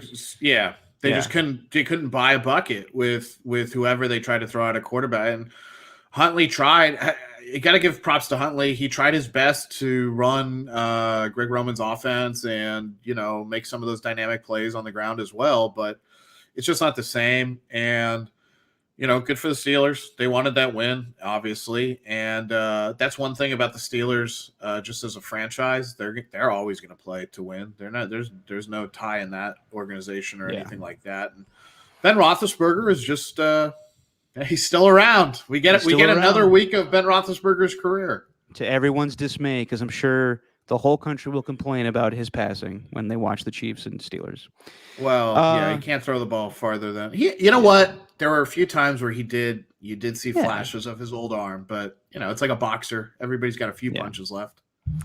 Titans lock up the 1 seed. They go down to Houston, and Ryan Tannehill throws 4 touchdown passes. Julio Jones gets his first of the season. Snooze fest. Texans make a game of it in the end. But Titans is the 1 seed. Do you really trust them going forward as the 1 seed? They earned it. I mean, they are the 1 seed, and they're going to get Derrick Henry back for the playoffs. So that's a dangerous team. Derrick Henry the fact that they've been able to turn into more of a passing attack with Tannehill at the controls, and he's got great wide receivers, and I trust them. Luckily for them, they'll be able to face whoever the lower seed is. Mm-hmm. What's really interesting is, for instance, say the Chiefs beat the Steelers, which will probably happen, and the Bills beat or the Bills lose to the Patriots, you'll get a matchup of Patriots Titans, and that'll be a lot of fun. You get Belichick against Vrabel, but I don't know. I mean, can the Titans beat the Chiefs? They could, but there's teams now. there's teams that I think they could lose to. Like, I think they could lose to Cincinnati. I do too. If they had to play Cincinnati with the way they're clicking. What I'm saying is, isn't it incredible that despite the Titans being the 1 seed, I still think there are better teams in the AFC that are, lower than them. I think the Chiefs are better, obviously. I think that the Patriots are better. I think the Bills are better. I think the Bengals are better. So it's one of the more crazier 1 seed scenarios where I think they're right in the middle somewhere. I think the Chiefs are definitely better, and I think the Bengals are better. I think they can beat the Bills. I think they could beat the Patriots. I think they could beat the Raiders, and I think they could beat the Steelers. Yeah, but they're like you said, they're the 1 seed, and it's really weird that they're the 1 seed. It is weird. And they honestly, they should send a basket of goodies over to Kansas City for their rough start this season, because that's why they are. That's why they are the 1 seed. 100%. And I was telling this to another person on NFL Network the other day. I think this is the first time where the seeding is not really indicative of how good the teams are that are in the playoffs. I think, despite the Rams shitting the bed, they're not the 4th best team in the NFC right now. I think that they're better. I mean. Right now, they're better than the Bucs, in my opinion. And the Bucs go in and kick the Panthers' ass, and Tom Brady gets a bunch of new records. Tune-up game. Yeah, basically. And it's impressive. He doesn't have Antonio Brown out there, or Chris Godwin. He's getting it done with Mike Evans, and Rob Gronkowski, and Cyril Grayson, and Scotty Miller, and Tyler Johnson. Guys you didn't even play in college. Yeah, exactly. And it'll be interesting to see where they go forward with that. But, I just think it's weird, the 1 seeds, the 2 seeds. I think you throw all that out this year. I think it's just the matchups of who's the better teams now. But Bills beat the Jets and they won the AFC East for the 2nd year in a row. And the Pats had a chance.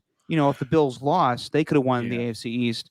And they go down to Miami and lose. And the Patriots have looked, a little bit like them, like back in the early weeks of the season so far. These last couple weeks. Mac Jones making mistakes, looking like a rookie again. Miami's a tough team. And let's get to this now, Alon, with all the coaching firings. We're not surprised by a lot of these. Vic Fangio fired, Mike Zimmer fired, Matt Nagy fired. I'm not fired about the last 2, Nagy and Zimmer. I'm not surprised about those. Were you surprised about Fangio? No, I wasn't surprised about that. But I thought he was going to get fired a few weeks. I thought he might actually be an in-season firing, to be honest. And then a couple of hours ago, Joe Judge has been fired, and he'll be the new offensive coordinator for Alabama, I'm sure. But and Bill O'Brien can be the coach in New York. Exactly. Well, I could see Bill O'Brien if Jim Harbaugh jump ship. I could see Jim Harbaugh or Bill O'Brien taking over Michigan. But Bill O'Brien's interviewing for some head coaching job opportunities in the NFL. But then after the Dolphins sweep the Patriots this year, and they had their 7-game winning streak, they fire Brian Flores. This is a move I don't understand. A lot of people don't understand. And it's annoying when a coach is in a situation where he has to be more than a coach.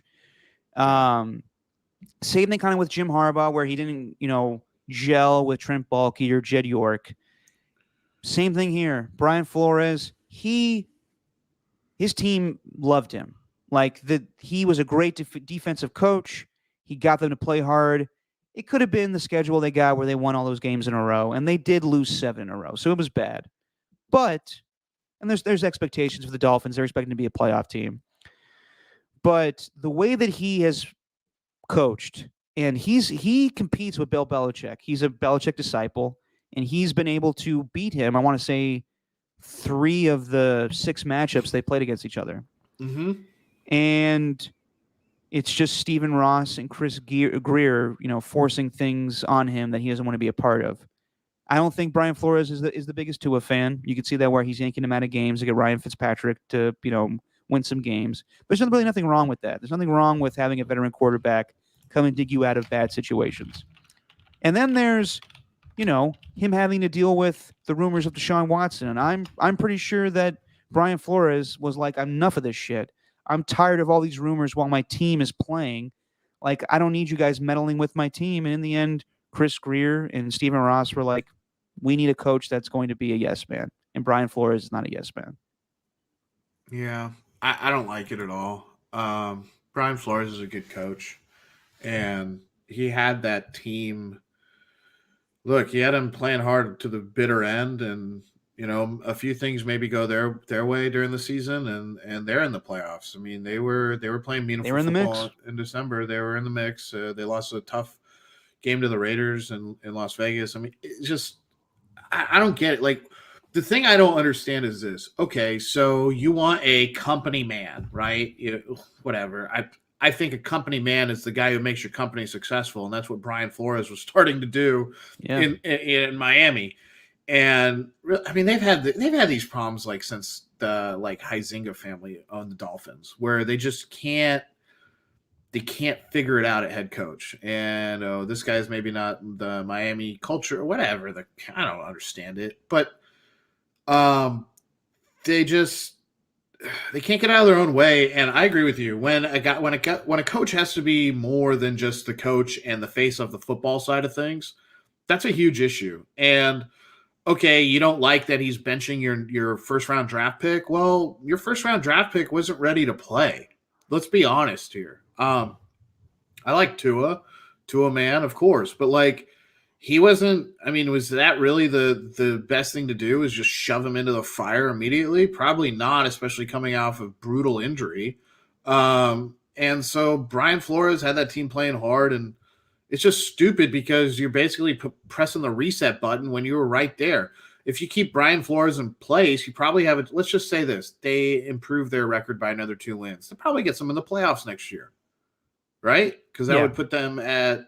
What, they won 8 games this year? They're 8-9. Yeah, they would have been 10-7. Yeah, they would have been 10-7. So, or even a 1-game improvement is still gives you a nice chance at 9-8. But so, yeah, it doesn't make sense to me. He's the most head scratching firing of the season.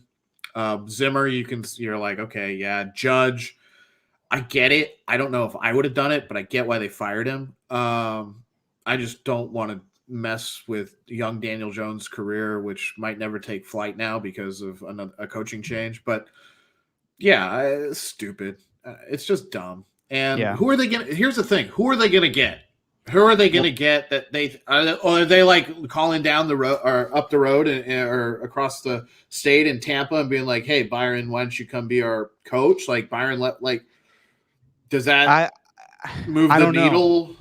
You get a retread like Anthony Lynn, who had success for a little bit in San Diego or LA at the time at the StubHub Center. No, I mean, I don't think that's a good move. I honestly, I think this is they've done this twice now where they fired coaches prematurely. I know everybody makes fun of Adam Gase, but I thought it was a mistake the first time they fired Adam Gase. It was. He was trying. He was working hard to get that team better. Yeah. But of course, Adam Gase did his second time, and with the Jets, and that went terribly. But that's the Jets too. Yeah, Brian Flores, I think, is a fantastic coach, and he's going to get another opportunity. Whether it's, I think he'd be a good fit in Chicago. I think he'd be a great fit with the Giants. He's a Brooklyn guy. So yeah, big mistake for the Miami Dolphins. They've always heard rumors, back in 2011, they wanted Jim Harbaugh as the head coach. It doesn't sound like they want Jim Harbaugh this time. I don't know if they have a coach in mind. I just think they didn't like the fact that Brian Flores thought for himself and didn't want to be, the company man for the Dolphins. You even think Jim Harbaugh wants to go to Miami? No. In my opinion, Jim Harbaugh not his city. That is not his city. Jim Harbaugh is coaching the Raiders or Michigan. That's it, in my opinion. I agree. We'll talk about more of this on the next episode on Thursday. But before we sign off here, Klay Thompson. Klay Thompson came back on Sunday night. And, this is, kind of what happens when you go up against football. It gets buried with, we spent, the majority of this 2-hour podcast talking about football. And then at the very end, we talk about Klay. And I want to talk about Klay. It's just, the timing wasn't great. But let's stay positive here, Alon. Everything. Klay Thompson comes out with 2 standing ovation, great introduction. The last guy introduced in the game, puts up 17 points, plays 20 minutes. I thought it was a great return, and in the end, the Warriors get the win, which is the most important thing. The dunk.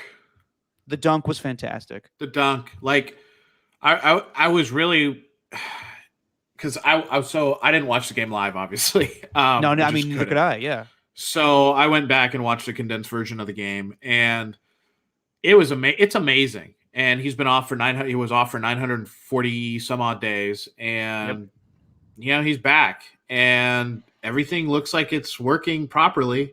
Like his body looked good. Obviously, he's going to have to get in game shape. I mean, that's why he only played 20 minutes. But it was awesome to see, and his shooting's not going to go away anytime soon. So he's gonna start to gel and get better with that. And what's really cool is it's great. I didn't like that they had played him that this happened on Sunday, but they got a win, which is awesome over Cleveland. And it was a nice way of introducing him to the building at Chase Center. He's never played at Chase Center before. Yep, that's true. So that's a pretty cool moment. And I don't know how many people listening or watching have been to the Chase Center. It's an incredible building. I mean, it's totally different from Oracle. It's no Oracle. It's not in terms of what the Oracle environment was, but in terms of like a palace for watching a basketball game or just comfort, just as a stadium or an arena, it's wonderful. But yeah, it was good to see. Fans are showing up. Like I'm happy with everything. They're showing up and everything, and it was good to see. I think the thing is now it's like, okay, when do you start to throttle up? Like, are we going to see him play 22 minutes tonight against Memphis? Like, probably not. Yeah, or is it going to be less? Like, that's what I'm kind of wondering. Like, when do they start to ramp him up to get him to ready for playoffs? Yeah. Well, we already know that he's not going to play back-to-backs. So there's 2 games coming up Thursday. I didn't know that. The Bucks. He's not playing back-to-backs. Not going to play back-to-back. So he's probably going to miss either the Bucks game on Thursday or the Chicago game on Friday. Okay. But just as far as the game, well, did you see this as a gambler? Draymond Green wanted to be in the starting lineup for the start of the game. He's ankle didn't go right. Don't know what's up with that injury going forward. I'm not too alarmed about it right now, but he's not making the trip to Memphis tonight. Just rest but him. Draymond was in the starting lineup, and then he fouls right away to get out of the game. And Vegas didn't know this for maybe 10, 15 minutes. And the Warriors tweet out that Draymond Green is not going to. He'll be in the starting lineup, but he's not going to play tonight. So this was discussed. The Cavaliers knew this, and in that 10 to 15 minutes that Vegas kept all the same odds and everything, people started betting. The prop bets. They started betting that all the unders on Draymond Green, and then Vegas got a whiff of what was going on. It was like, oh shit, what are we doing here? No. And the people that made those bets ended up making their money, but it was crazy for like 10 or 15 minutes that Vegas was like, whoa. We didn't know what was going on. And a lot of people made a shit ton of money. A lot of assistant book directors, people who work under book directors got reamed for that because that's just free liability you're handing away. Yeah, that's 100%. I didn't know that. That's pretty funny. But Steph Curry looked great. He was in a 2-game slump prior to that. Yep. The Warriors were in a slump, just scoring 82 points, whatever it was, against the Pelicans and the Dallas Mavericks. The Pelicans and Mavs are just kind of yeah. But that's going to happen, and the NBA course season of the 82-game season. Yeah. But Clay, he did look a little rusty shooting the ball. But he made 3 threes. That dunk was spectacular. And it's all just going to be about getting acclimated, back to playing basketball. He was springy. Like, he moved around. That's what I was wondering. Like, if he would be able to navigate the court, the way that he used to. He looked good as far as movement and his feet. It was just, the shots weren't landing here or there. But he scores 17 points. He looked great. We'll see what happens when he goes up against, the competition that he needs to defend. One-on-one. We'll see what his defense is like. He'll get his shot back. He'll get in a groove again, and this team will be lethal going forward. I have no doubts about it. The best team in the NBA already without him, and now I don't know if there's another team in the NBA that's going to be able to compete with them once everything's clicking. Yeah, no. So glad Klay Thompson came back. Just wish it was on a different day, but staying positive and looking forward to watching him tonight. Should have been tonight on TNT. I know, I'm with you, but it wasn't home, Alon. God forbid he doesn't come back at home. Oh, God forbid that the I was about to say the Oracle faithful. God forbid the Chase, whatever they call themselves, don't see him first dibs. Yeah. Real quick before we get out of here, Alon, you told me this news, and it's sad that we're losing all these great people: Betty White, John Madden, Sidney Poitier, and then Bob Saget dies on Sunday during the games, and people make fun of Bob Saget for being kind of like a straight-laced comedian on Full House. Full House was just an okay show to me. I've never seen Full House. That's not why I'm a fan of his. Yeah. I mean, it was based in the Bay Area, and people were tweeting during the Niner game of Bob Saget with the jacket on. And it was a cheesy-ass show. I wasn't a fan of it. I wasn't a fan of America's Funniest Home Videos.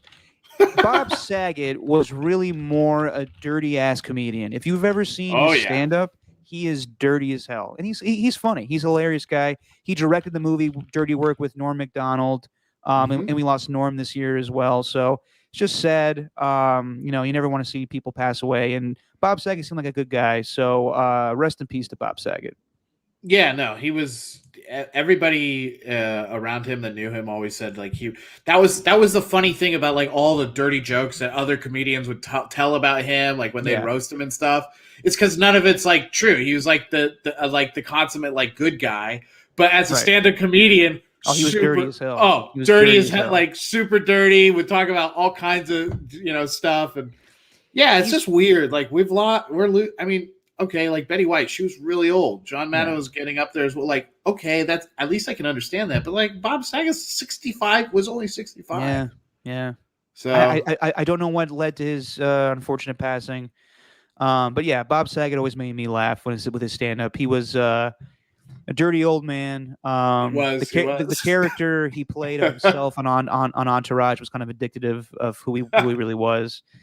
But just a hilarious guy, and we've lost Norm Macdonald this year, so everybody watch Dirty Work. It's a Dirty Work's great with Norm and Artie Lang. Artie Lang, and what's great about that movie is both those guys probably learned right after that Hollywood sucks. Even being in a movie directed by Bob Saget, who we like. It's not fun. 100%. But that's why you got to appreciate all these people while they're here and just YouTube. And you got to wonder if Artie Lang is next. No, I'm kidding. Oh, yeah. Watch him live the longest with all the stuff he's put his body through. And he's lived the craziest life between the three of them. Yeah. But rest in peace to Bob Saget. Alon, we've had a great show, man. It was jam-packed. Talked about everything going on in sports, the last couple of days, and it's been awesome to watch these games. Great 48 hours, amazing. Oh, 100%. And we'll be back on Thursday with a brand new podcast, and we'll talk about all the playoff matchups, the Raiders and Niners chances going up against the Bengals and the Cowboys. Talk a little more about the coach firings, and talk a little bit about play-by-play and what's going on with some of these weird choices, and some of the unfortunate things going on with people calling out. Mistakes that people make during, broadcasts. And on the podcast, I just got confirmed, we will be joined by the one and only Guy Haberman. Guy Haberman will be joining us on the next podcast. That's a big get. He's a friend. Oh, okay. All right, Alon.